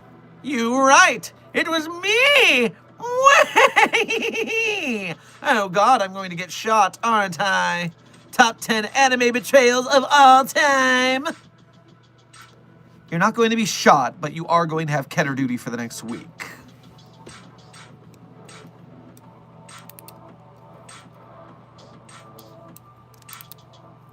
Hey, who gave me a membership? I appreciate whoever did it. Well, Soulmancer, that could have been any time in the last couple of days. We've had a lot of gifted memberships go around. So, yes, thank you to the gifters, the mighty, mighty gifters.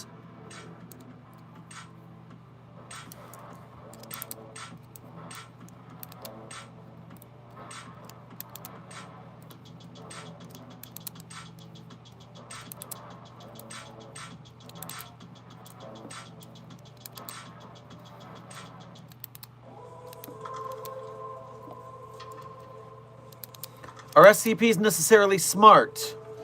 Intern Skull Hunter, that depends. SCPs can be objects, so they don't have intelligences. Entities can be anything from animalistic to incredibly intelligent and knowledgeable. It is, of course, a spectrum of these things, so it really depends. They can run the gauntlet.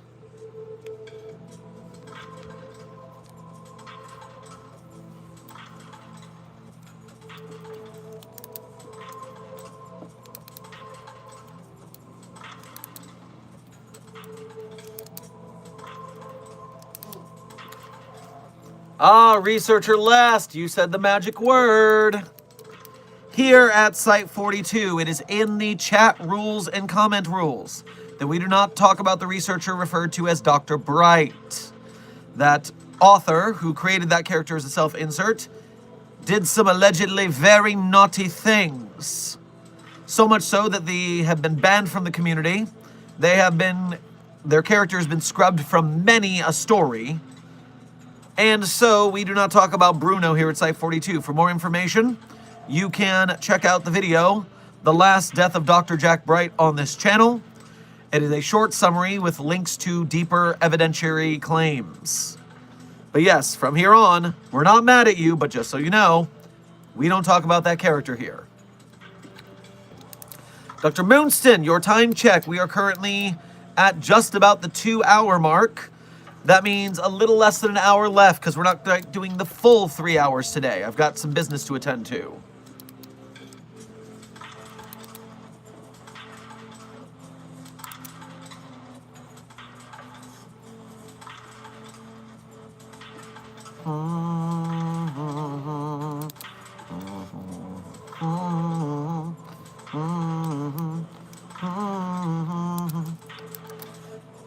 Intern Jack, thank you for your first donation to today's stream. Make sure to grab yourself a hot slice from the commissary, and since you didn't send a message with your dono, simply thank you for your generosity.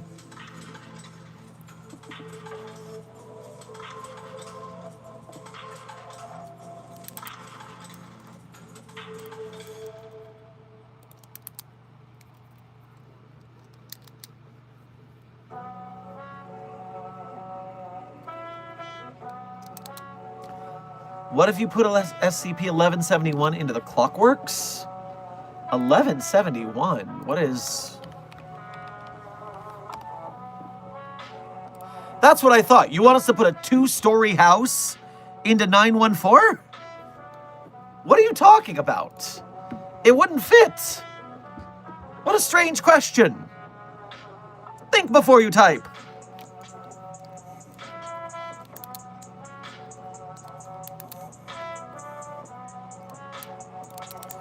Ace, thank you for donating again.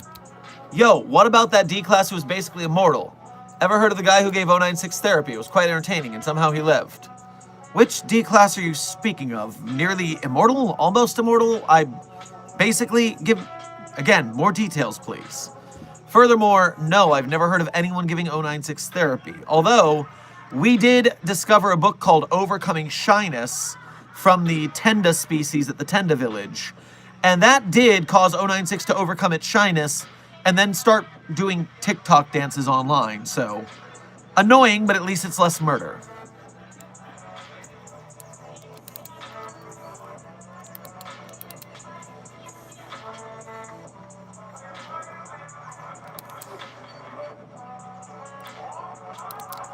Site 42 staff, I highly recommend, if you are in the Containment Hazard Assessment team, to keep an eye on the blue name, our moderator, Desk. Desk's vengeance is strong and swift. Listen to the desk for warnings before you go too far.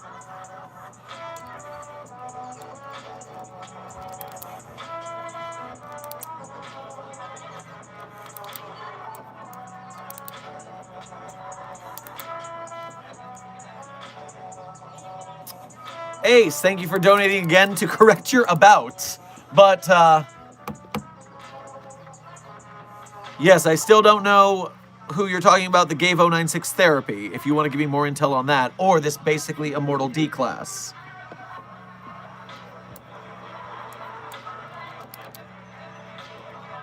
Hello, finally able to join another stream. Been busy of late.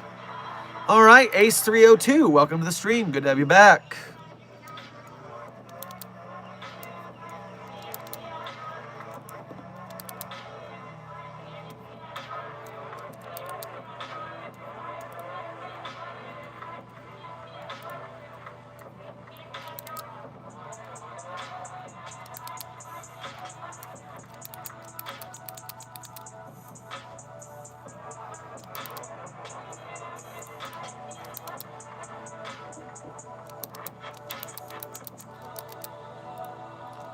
Ace, thank you for donating again and saying he also does animations. Who is he?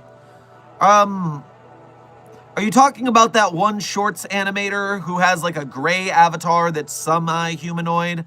Is that what you're speaking of? I've seen some of this, but I haven't really looked into it much.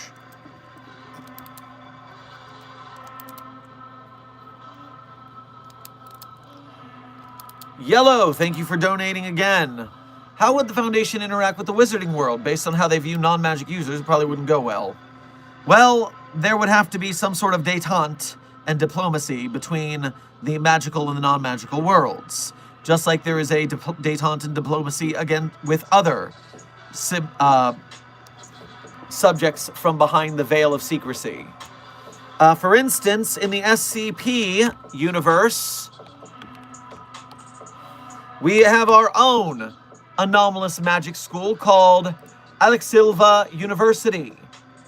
It is a group of interest with multiple stories.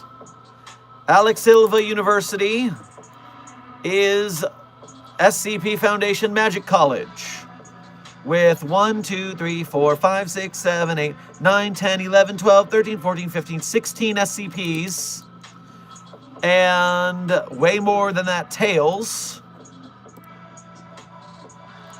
And so, yes, Alexilva University is there for your magic school wants and needs in the SCP universe. Dear College 2, Kitty Cat Gamer says. Dear College 2? Alrighty then. Backing up. Dear College. Educational Liberal Arts and Occult Sciences College in the heart of the scenic Three Portlands. An extra-dimensional city-state. Yep, we know Three Portlands. Dear is often seen as the liberal arts counterpart to its Global Occult Coalition-sponsored rival across town, Ixut Portlands. Oh, boy.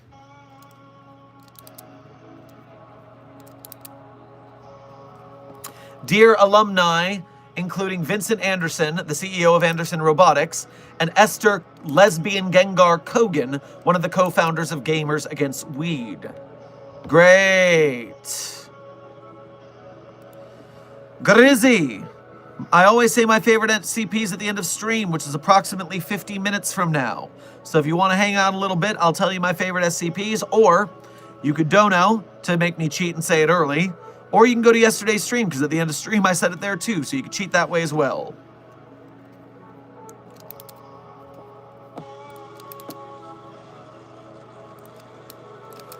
Burgers and Dogs, thank you for your first donation to today's stream. Go ahead and get yourself a hot slice on your way past the commissary. Could you rage bait 049 into revealing what the pestilence is by claiming it doesn't exist, so it's forced to provide evidence of what it is? We've tried that. It just sputters and claims it's right and does not provide evidence. The idiot.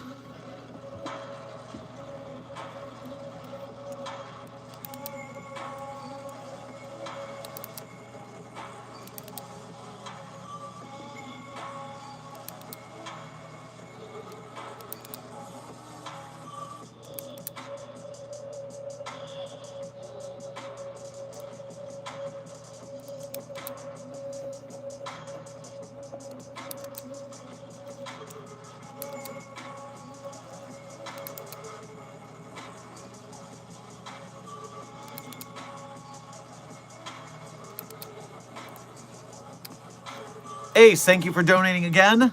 Yes, his name is Grilled Cheese. Okay, Grilled Cheese, the D-Class.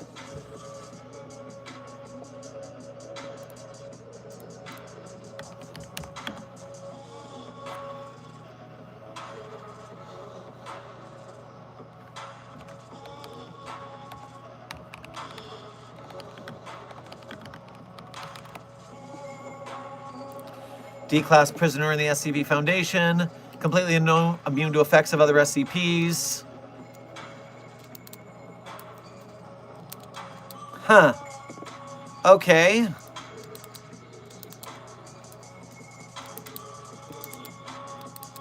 Yes, the creator is Yellow Cake on Instagram and YouTube. I seem to remember this a little bit. I haven't very much watched the content of Yellow Cake, though, so I'm unfamiliar with the lore. The lore! If you don't mind me asking, what are you looking up at? So in my audiophonics laboratory, you will see that this is set up for recording. And so the microphone is at eye/mouth level for when I'm sitting. And then I simply record the I use the monitor above to keep track of my recordings.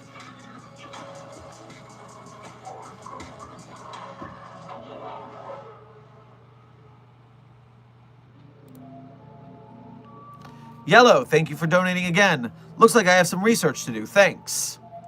Oh, yes. Good luck looking into the magic schools. Not the magic school buses. Different anomaly. Silent Follower, thank you for donating again. What if humanity is the pestilence? Well, then 049 doesn't kill every human it finds. Clearly it's not that.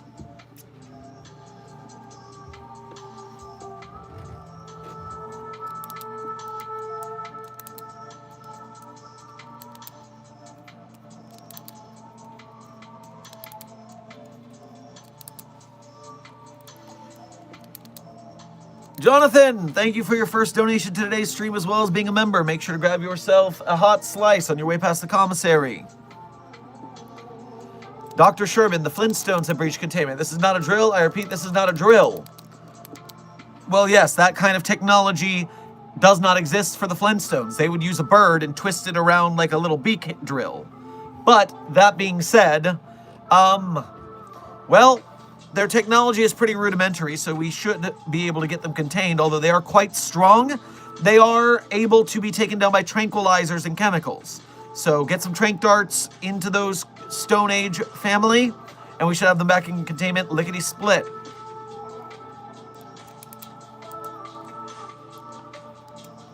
Ace, thank you for donating again. What if the pestilence is sin? Well,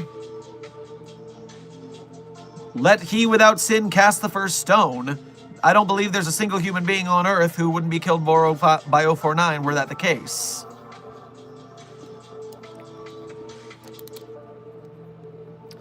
Dr. Sherman, have you heard of SCP-9341? Actually, Intern Mortis, that came up on this very stream. We discussed it a little while ago.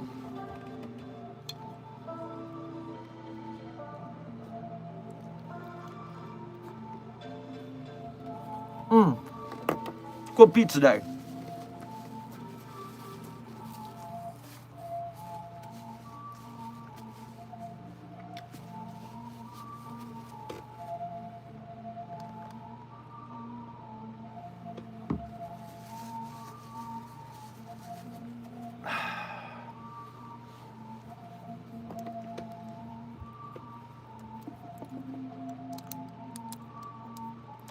Dr. Sherman, how was SCP-5819 discerned from non-anomalous cans of the same branding?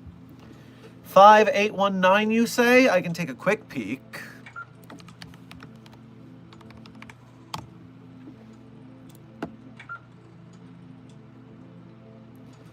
All right. 5819 refers to 12/24 Dr. Pepper branded soda cans, designated 5819-1 to 24.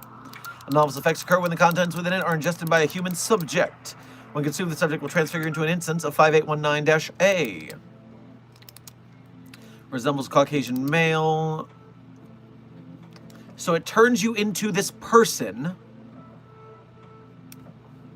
And it claims to be and closely resembles Dr. Pepper's mascot, Lil Sweet.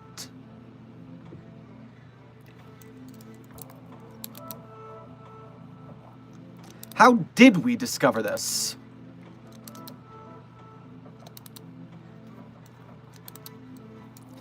All right, it seems like we recovered this from the Dr. Pepper Museum in Waco, Texas. And so that we probably just absconded with all the Dr. Pepper present at the time, and then we ran tests to figure out which ones would do it and which ones wouldn't. I would assume that to be the case.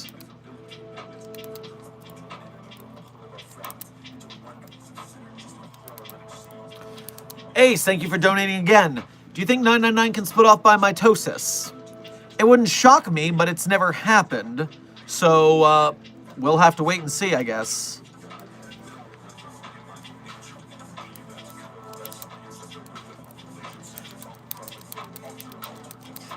Intern Llama, thank you for your first donation to today's stream. Grab yourself a hot slice on your way past the commissary. Yo, first time catching a stream. What would you do during SCP-8654? I am pretty sure the answer to that is just die. If you're talking about the one I think you're talking about. 8654. Yes, acrophobia. The day when everything alive on the planet had gravity reversed on it and fell into the sky. Yes, if I was lucky enough to be indoors, I would start to help the Foundation with creating the new Upside Down Society. If I were outside, probably die. Pretty straightforward.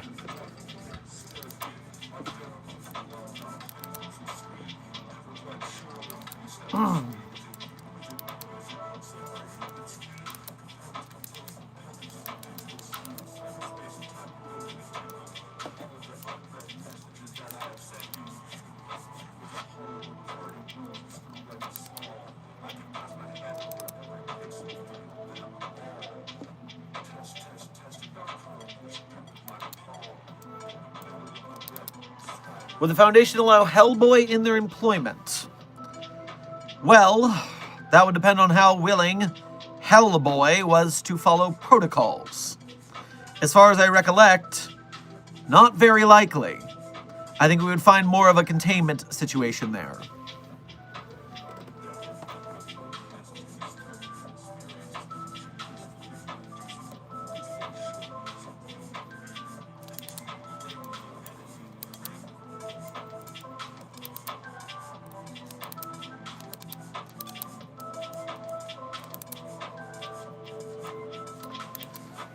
I think the pestilence, in my opinion, might be Roswain, the chemical muscles create when stressed. Well, that means every stressed out person would get killed by 049. And do you know the default status of every Foundation researcher is under some kind of stress? No. Too easy. Too common. No, no, no, no, no.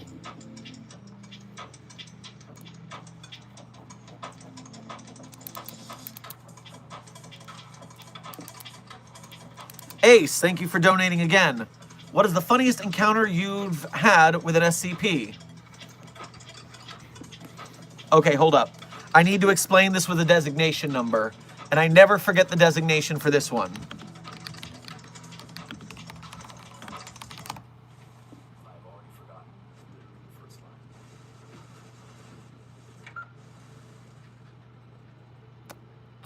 MTF list.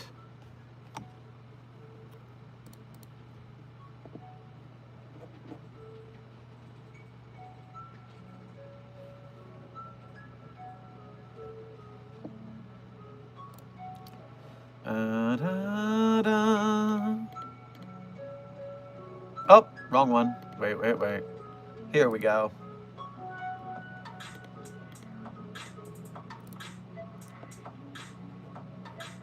Not that one.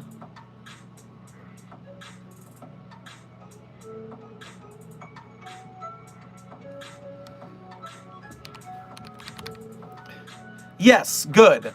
So, the funniest anomalous encounter I ever had with an SCP is not an SCP that we have in containment, actually.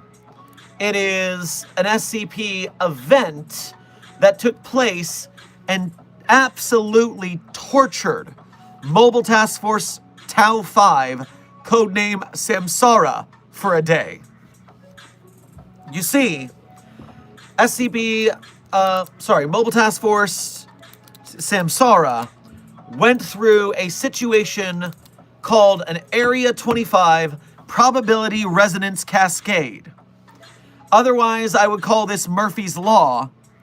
For Tau 5 that day, everything that could go wrong did go wrong. And I'm talking about during this SCP-7780 event, these guys went full Looney Tunes. Running in and out of doors, chasing anomalies, slipping on banana peels. This is incredible. how wacky and off the wall Mobile Task Force Tau 5 got in this incident, SCP-7780. Highly recommend reading into the after incident reports, as long as you can withstand the gut busting.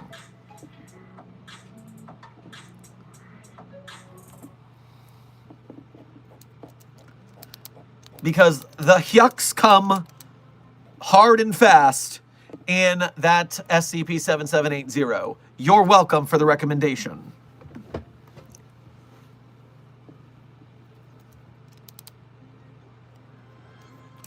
That one guy, thank you for your 1 month member message as a level 1 researcher here at Site 42. We appreciate your membership and your service.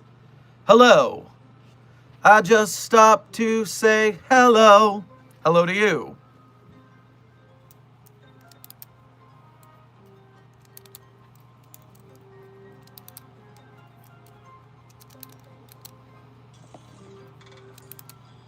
Can you describe the scenario of releasing every SCP?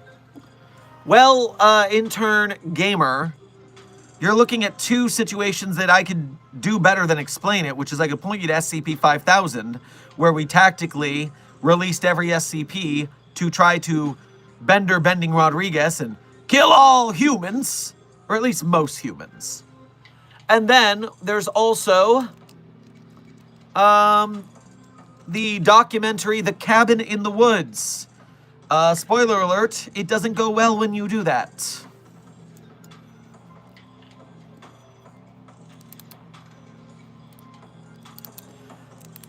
The Trickster, thank you for your first donation to today's stream. Go ahead and grab yourself a hot slice on your way past the commissary. Site redacted. Mariah Carey has begun breaching containment, requesting reinforcements. Mobile Task Force Ninetail Fox. She is breaking free. Comms end. Listen. Listen. Don't fight it. Mariah Carey is an Archon-class anomaly. We have to let it out, or else... And then it comes right back to containment when it's done, solving the problem.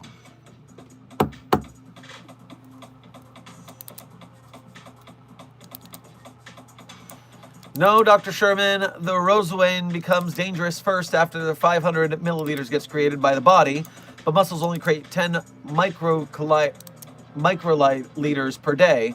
And the time for the plague doctor came, stress was common. I don't quite understand the delineation you're making here between 500 microliters and 10 microliters or milliliters. Clarify further. Moonston, clarify further. What is the strongest SCP? Intern B, that would be SCP-6101. If you open that document on the database, you will see the first statement in its description is SCP-6101 is the strongest SCP. Doesn't get more clear than that, does it? Is that why I have to listen to that goddamn song every year? Yes, it is, Sheeny. We are inoculating you. You're welcome.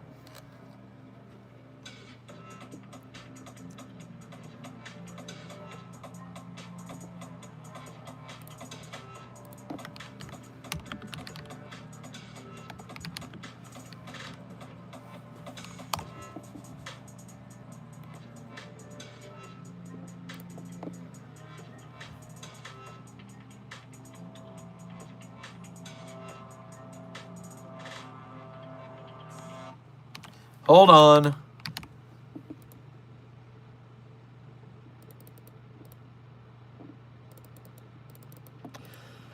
Also, we do have an anomalous copy of the CD album entitled All I Want for Christmas Is Forever.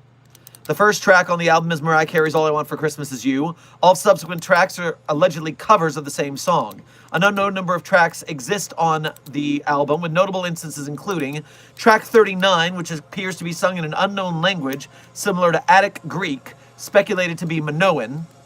Track 102, which was entirely in Morse code and took approximately 16 minutes to play. Track 222, which instead is a rendition of Tom Jones's It's Not Unusual. Track 223, immediately following this, is the original All I Want for Christmas Is You Again. Tracks 302 through 417, which are all spoken word renditions of All I Want for Christmas Is You in various languages, each by a new speaker. Track 418, which is a 27-hour-long scathing critique of tracks 302 through 417.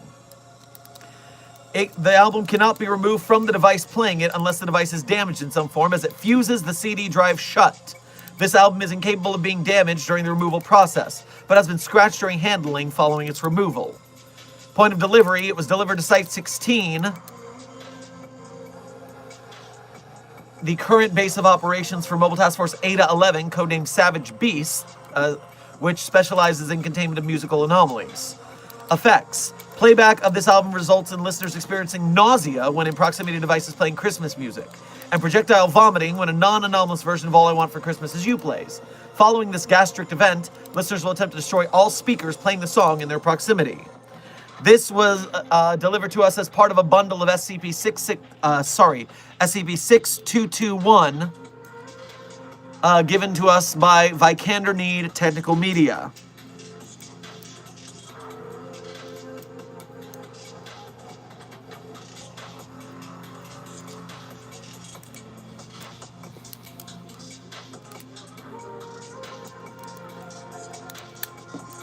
Coming back and refreshing the chat.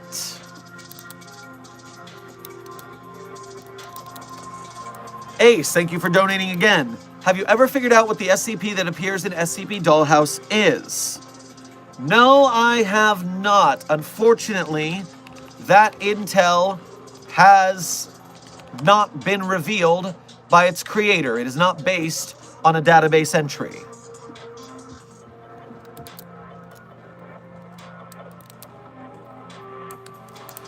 Jonathan, thank you for donating again. Dr. Sherman, I have a recommendation for the band list of 3636, Sudden Death by Megadeth. While I mostly agree, it could be useful if we could weaponize it. If we could get it entered but not have it play automatically, if we can find a way to delay play, it could be weaponized usefully. So there is testing that could be done with that.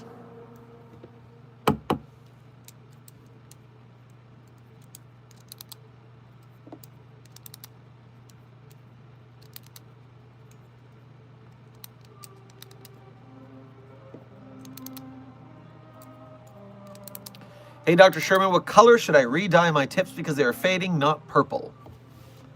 Intern caution. I'm going to suggest to you it is time for green.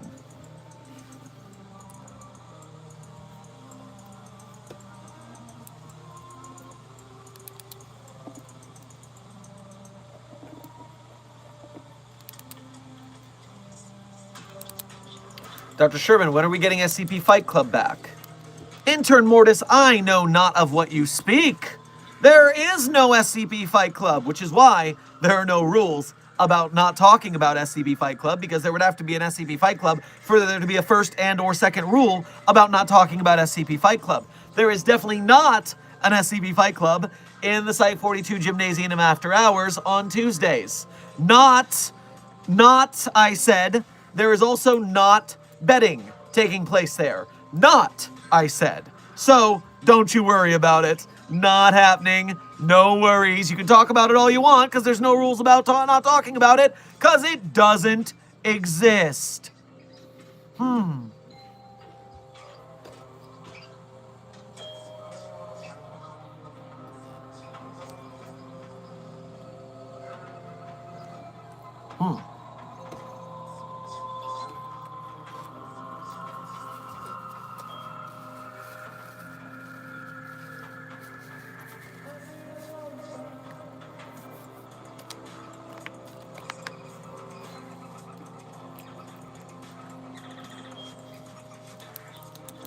Ace, thank you for donating again.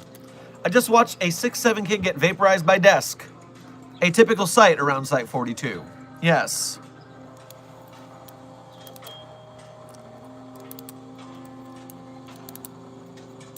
Dr. Sherman, are there any Romanian SCP anomalies?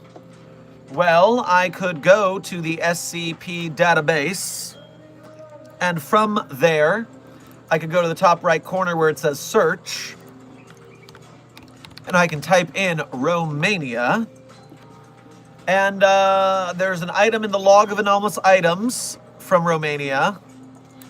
SCP-2480 was reported in Romania. SCP-6002s can be found as far north as Romania. 7311 has something located in western Romania. Yes, we got a quite large amount of Romania on the database. And now you know how to search for it in the future yourself.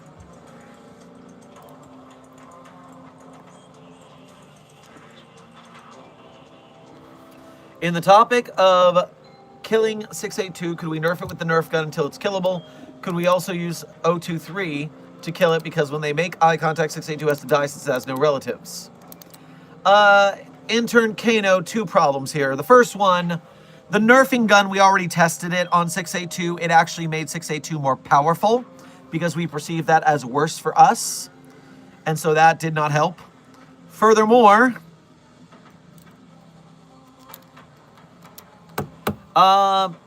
if 023 were exposed to it, it would actually suck all of its eyes into its body so it couldn't see it. Therefore, it would not make eye contact. So, this has already been tested. Both.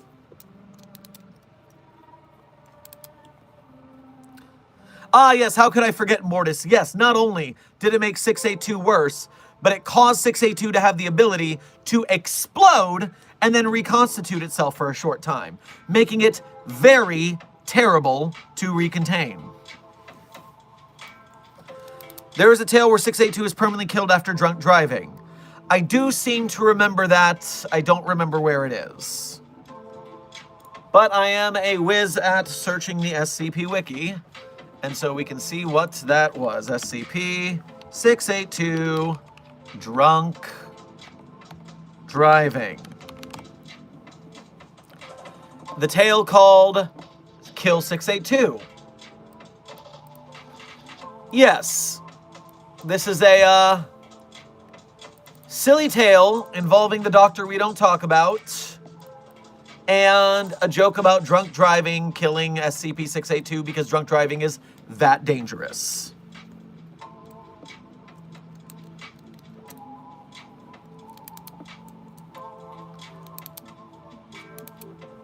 Intern Keno, is that not what I said? The EH is pronounced eh. No pronunciation. Ace, thank you for donating again. Are there any anomalies in Nova Scotia, Canada? I could not tell you, but again, I can... Let me Google that for you, I guess. You know, I believe my SCP researchers are capable of finding these things on their own. But I guess if you donated to ask it, I will be only mildly perturbed at having my wide and powerful intellect used for such a simple task. Nova Scotia. One of the log of anomalous items again is in Nova Scotia, specifically Halifax. We have Foundation facilities located in Nova Scotia. SCP-659 was Sable Island, Nova Scotia. 4233 was in Nova Scotia at one point, or an instance of it was there. 6699 grew up in Nova Scotia, or at least someone in the article claims to have. So yes, that and more available on the SCP database. And thank you for donating again, Ace, to celebrate me doing so. You're welcome. Dark Duality, thank you for your first donation to today's stream, as well as being a member. Make sure to grab yourself a hot slice on your way past the commissary. How long has y'all been here? Time check, please. We are currently at 1 hour and 50 minutes. No, we are at 2 hours and 30 minutes. That's 150 minutes. We are currently 20 minutes from the end of stream. We're almost going for 3 hours today, but I have an appointment, so I have to get to it toot sweet, so we're not going the absolute full 3 hours today. So you've got about 20 minutes left, people. 20 minutes. Jonathan, thank you for donating again. Dr. Sherman, I've just made the mistake of teaching 682 how to play the organ and also the harpsichord. Up next should be the theremin. Send help. How about you just stop teaching at instruments? What do you mean, send help? Are you not in control of your faculties? Do you need to be contained or imprisoned? What is the deal?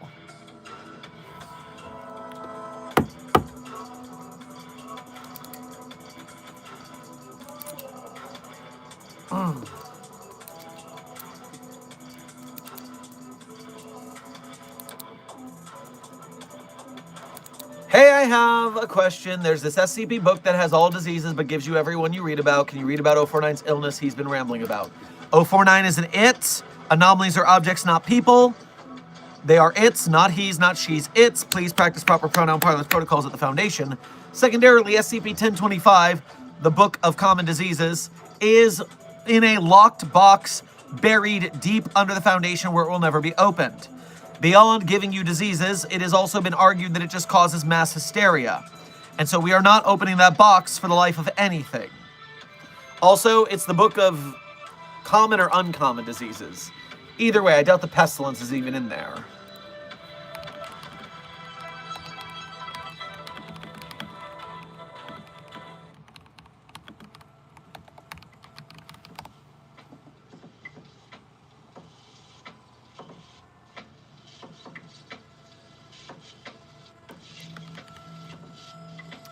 Da, da, na, na. Da, na, na, na, na. Da, na, na, na, na. Yeah, the Encyclopedia of Common Diseases.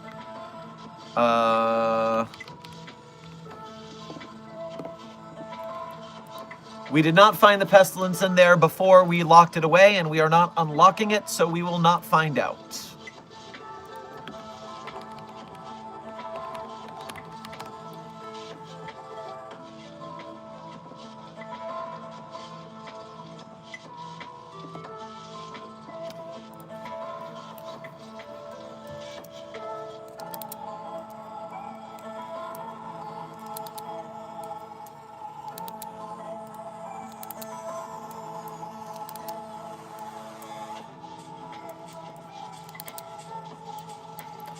Dr. Sherman, I figured out how to get that damn tree to scream. We need to uproot it from the ground up. Intern Lazarus, we did that when we moved it to Site 42. Obviously, that did not cause SCP-4521 to scream then. Why would it scream now? Think. Think.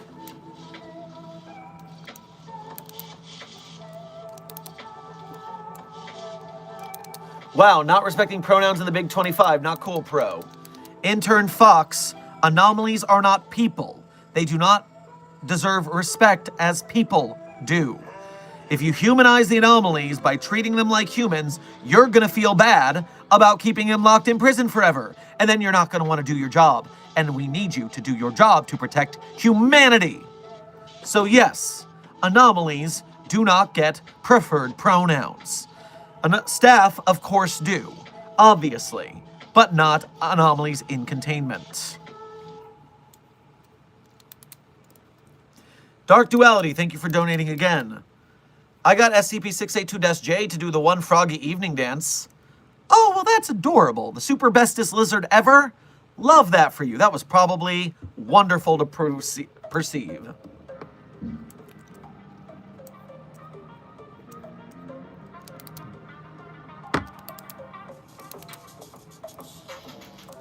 Ace, thank you for donating again to say I make bad financial decisions. Well, please, you and everyone remember, do not donate beyond your means to myself or any creator. We are living through hard times right now. It is important for all of us to make sure we are taken care of as we proceed. And so make certain that you are not spending more than your fun entertainment money on any streamer's chat and such things.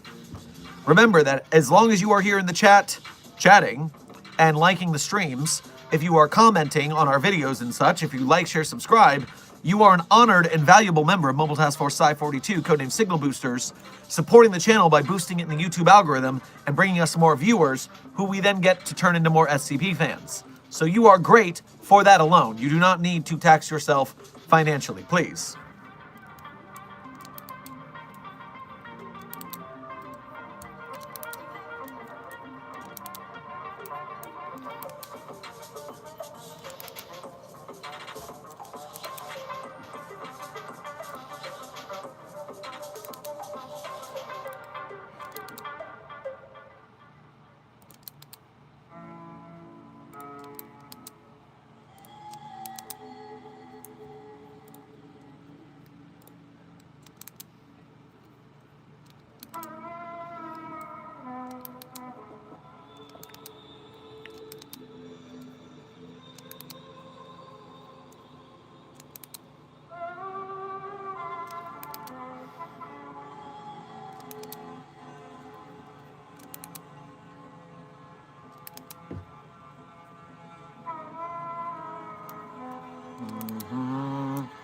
What if we gave 049 Facebook? It would be amazing. Also, don't anomalies have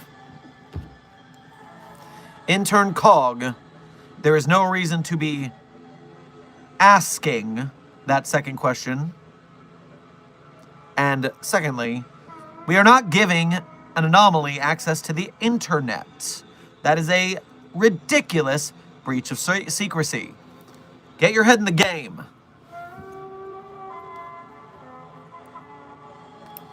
Emerald, welcome to Site42 staff. Thank you for subscribing.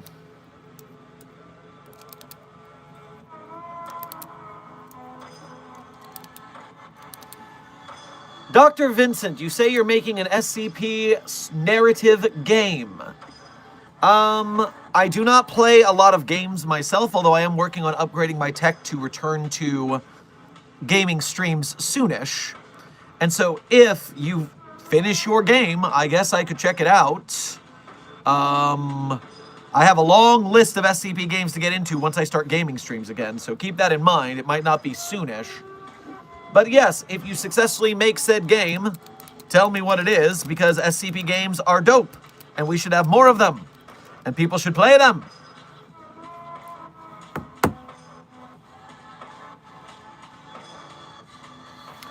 Site42 staff. We currently have 12 minutes left in stream.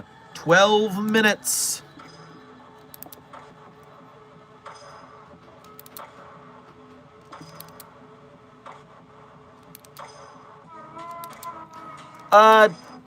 Desk.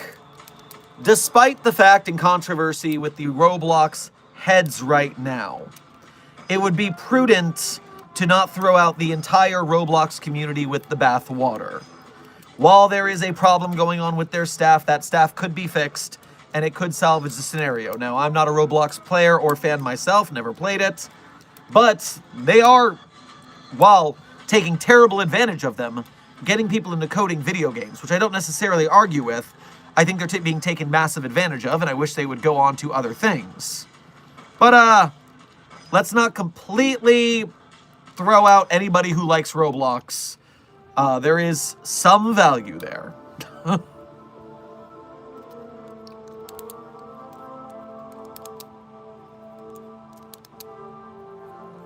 Speaking of breach of secrets, the Broken Veil universe is one of my favorite alternate universes of the Foundation.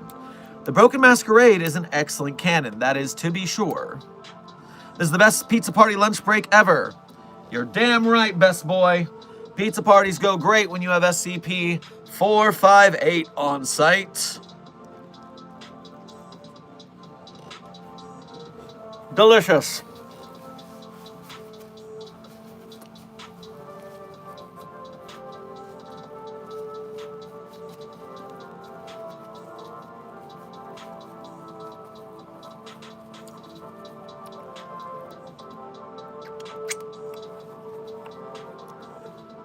Dr. Sherman, how does the Foundation transfer anomalies between sites? Intern Haven, depending on the anomaly and depending on the site, there are many various ways of transport. You have simple trucks, you have simple planes, trains, and automobiles, so to speak. You also have dimensional ways and transportation technologies, depending on the science fiction prowess or magical uses within the Foundation proper. Site-42 canon in some universes includes the fact that we are located on a dimensional way, allowing us to be a transition site between different sites, allowing anomalies of different sites to come into our base for interactions and situations. I also have discovered over time that this is a very popular lore piece that people like to use to justify why there are so many SCPs at their sites, so we're not unique in this. Can I get a meat lover slice with liver on it? If that is your favorite, SCP-458 will spawn it. If it's not your favorite, it won't.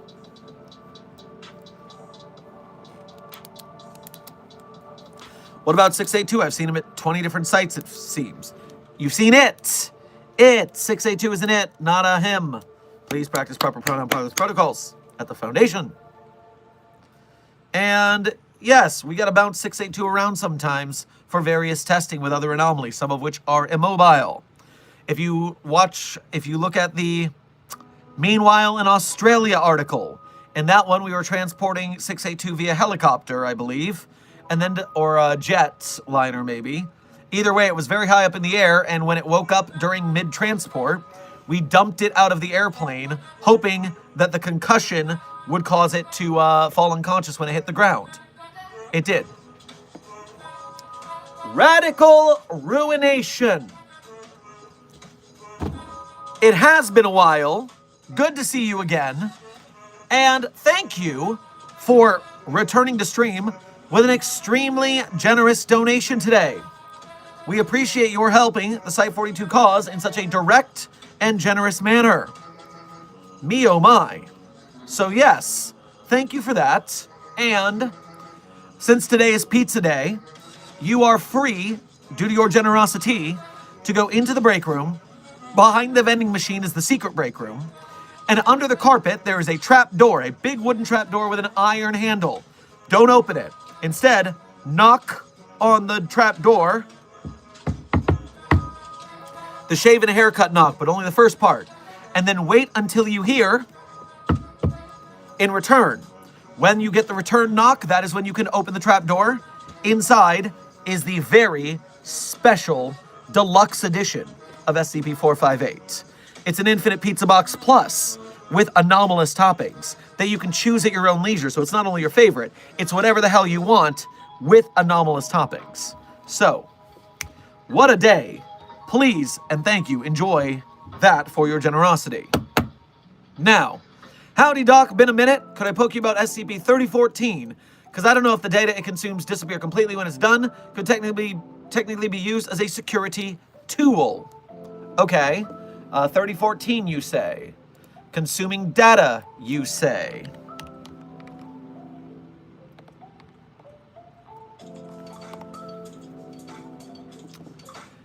"3014 claims that data reveals..." Alright, so Lonely Hungry Demon. 3014 is a sapient hexapod robotic construct of unknown origin. The entity's body is segmented into 3 separate spherical pieces, each roughly with a diameter of 0.5 meters and 2 legs that are approximately 2 meters long at full extension. The entity possesses a rear antenna of a design beyond current understanding. It appears similar to human designs, however, near the tip of the antenna is a large crystal, unknown composition, seems to be fractured. Sampling proves the crystal structure to be similar to that of a diamond. According to the entity, it is broken and previously could broadcast information faster than light. This has not been confirmed. Analysis of the antenna for replication for Foundation use is being considered. Recovered after several hundred residents in the UK reported weak internet connection. When civilian internet service providers investigated, they discovered 3014. Foundation agents in the air took over and discovered 3014 was attempting to construct a form of communication array, was lacking the needed tools and parts. The entity was forcefully contained. Damage and internet outages were later blamed on a severe storm. Amnestics were properly distributed. Frontmost segment is considered the head. Sticking out of the head is a small square screen, and it uses to communicate. Composed of unknown material, extreme strength and density of the material, so sampling and imaging has proven difficult. appears to take in information that is in the form of wireless internet networking. 3014 claims that it consumes this data. The entity requires roughly 500 megabytes of data per 24 hours to preserve normal function. The information that 3014 consumes is memorized and permanently stored. 3014 has learned from internet access, human language, and grammar to a high degree. However, the entity prefers to type in short, incomplete sentences because, according to the entity, it is more comfortable to speak as it is similar to its original language. Upon consumption of data, there's an estimated 56% chance the data gains temporary antimemetic properties. Claims this is a digestion problem. The majority of sapient beings who know the content, being video, audio, text, or otherwise, begin to forget it and suffer extreme difficulty trying to remember the data if shown again. In rare cases, digitally stored versions of this content will be completely deleted or expunged. So it eats data, sometimes making it antimemetic. More important or interesting information is tasty. Uninteresting data is bland and tasteless. So this is very dangerous to have in a Foundation facility, of course. Controlled Wi-Fi content for 3 hours a day. IT specialists are control the exact contents of data packets. They are to be analyzed for any information that is important and could cause issues if lost. So, your question after all this information I have gleaned, if the data it consumes disappear completely when it's done, or could it technically be used as a security tool? So it consumes data, and of the data packets that are consumed, 56% of it approximately becomes antimemetic, which means that people no longer know about it. So the only way I could see that being used as a security tool is if we had data we purposefully wanted to become antimemetic, and we fed it into the entity with the hope, 50-50 chance basically, that it got deleted from consensus, the noosphere. And so that is where I would place your bets there. In these tables and interviews, it is just chatting. It is lonely and it has friends that it misses. That's so sad for it. Oh well, we will keep testing on it. And once more, Radical Ruination, thank you for your extremely generous donation in order to get this answer. I hope it has been answered to your liking.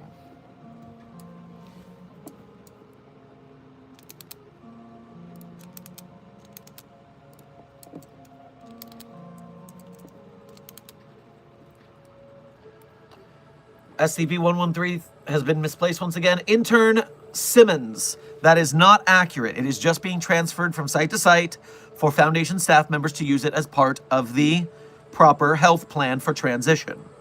It is not misplaced. It is currently just in transit.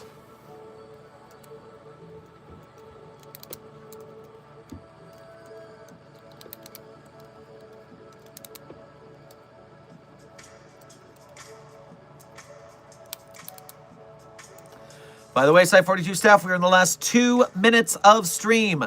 2 minutes. Get your last questions in quick. What do you got? Show me what you've got. Well, I confirm that I'm not missing anything from the Ko-Fi.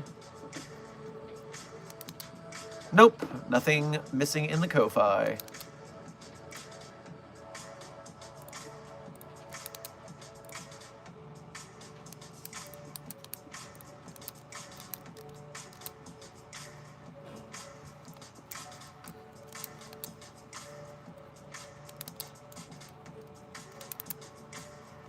What is stopping people from accessing the Infinite Pizza Box Plus? I'm not going to try it myself. That's a good thing, Intern Haven. I have told them they have clearance. These security measures may not be so welcoming to people who have not been welcomed. Be warned. Java Name, thank you for your 2-month member message to say surprise memberships, and then dropping 50 gifted memberships on today's Site 42 Containment Hazard Assessment team in the very last minute of stream. Congratulations, Containment Hazard Assessment team members who are currently being promoted. Make sure to use your green name powers to throw out some Site 42 custom emojis in honor of Java Name and the 50 memberships.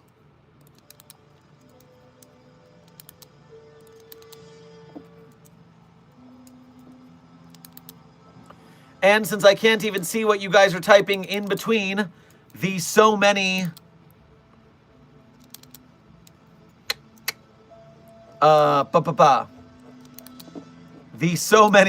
current members coming in, I will start the outro. So, Site 42 staff, we are currently at the end of stream, and at the end of stream, as always, a tradition around these parts, I tell you my favorite SCPs. Now, I'm not going to tell you that my favorite SCPs are the ones I personally wrote. That'd be cheating. That would be narcissism. But if you wanted to read the SCPs I personally wrote, you can go to the Sherm's author page in Site 42 Hub on the SCP Wiki. There you can see the SCPs I personally wrote, as well as contributed voice lines and or audio effects to. And one tab over from those SCPs, there is a page of links. And that page of links has some links that people are usually very interested in finding. They just don't have the bravery or intelligence to find those links. But that's not you guys. No. You are the bravest and the smartest of the mobile task forces. Of course you would find those links. And so while you're at those links, you can become a Site 42 Patreon patron or YouTube channel member to support us monthly, or do Ko-Fi donations or YouTube super chats to donate to us one at a time. Either way, direct donations are the quickest way to help the Site 42 cause, and we appreciate your service in doing so, helping us keep the lights on.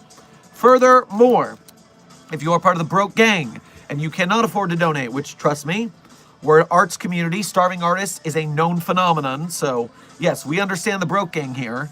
If you cannot afford to donate directly, you are still helping out Site 42 whenever you watch our videos and you comment, whenever you're in stream chatting with us, whenever you hit that like, subscribe, share, hit the bell dance that YouTube likes so much.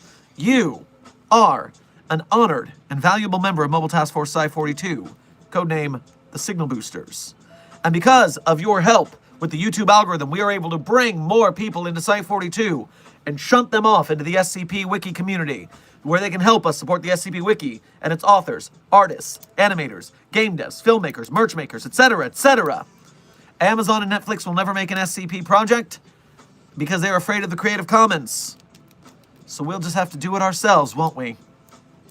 And I can't do it alone. It's all because of you, Mobile Task Force Sci 42, so I thank you for your service. Now, without further ado, my favorite SCPs in no particular order are SCP-3999, SCP-3043, SCP-008-J, SCP-Spooky-J, SCP-5031, SCP-5175, SCP-5320, and SCP-8980. Content warning on that last one. It's a rough read. Speed round. 3999-3043-008-J, Spooky-J, 5031, 5175, 5320, 8980. Content warning on the last one. It's a rough read. Site 42 staff. I have been Dr. Theron Sherman, Site Director of Site 42. This has been Dr. Sherman's Office Hours, Pizza Day Edition, a subsidiary of the anomalous broadcast from Site 42. I hope you had fun. I hope you learned something. Be safe, be well, and as always, secure, contain, protect. I'll see you in the next video or stream.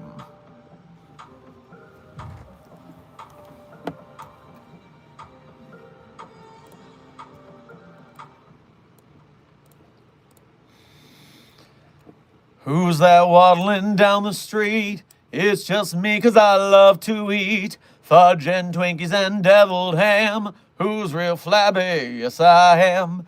Every picture of me's gotta be an aerial view. Now my doctor tells me there's just one thing left to do. Grapefruit diet, diet. Throw out the pizza and beer. Grapefruit diet, diet. Get those jelly donuts out of here. Grapefruit diet, diet. Might seem a little severe. Grapefruit diet, diet. I'm getting tired of my big fat rear. Blow, fatty. The credit song, Site 42 staff, is Grapefruit Diet by Weird Al Yankovic. Be safe, be well, Site 42 staff. Secure, contain, protect.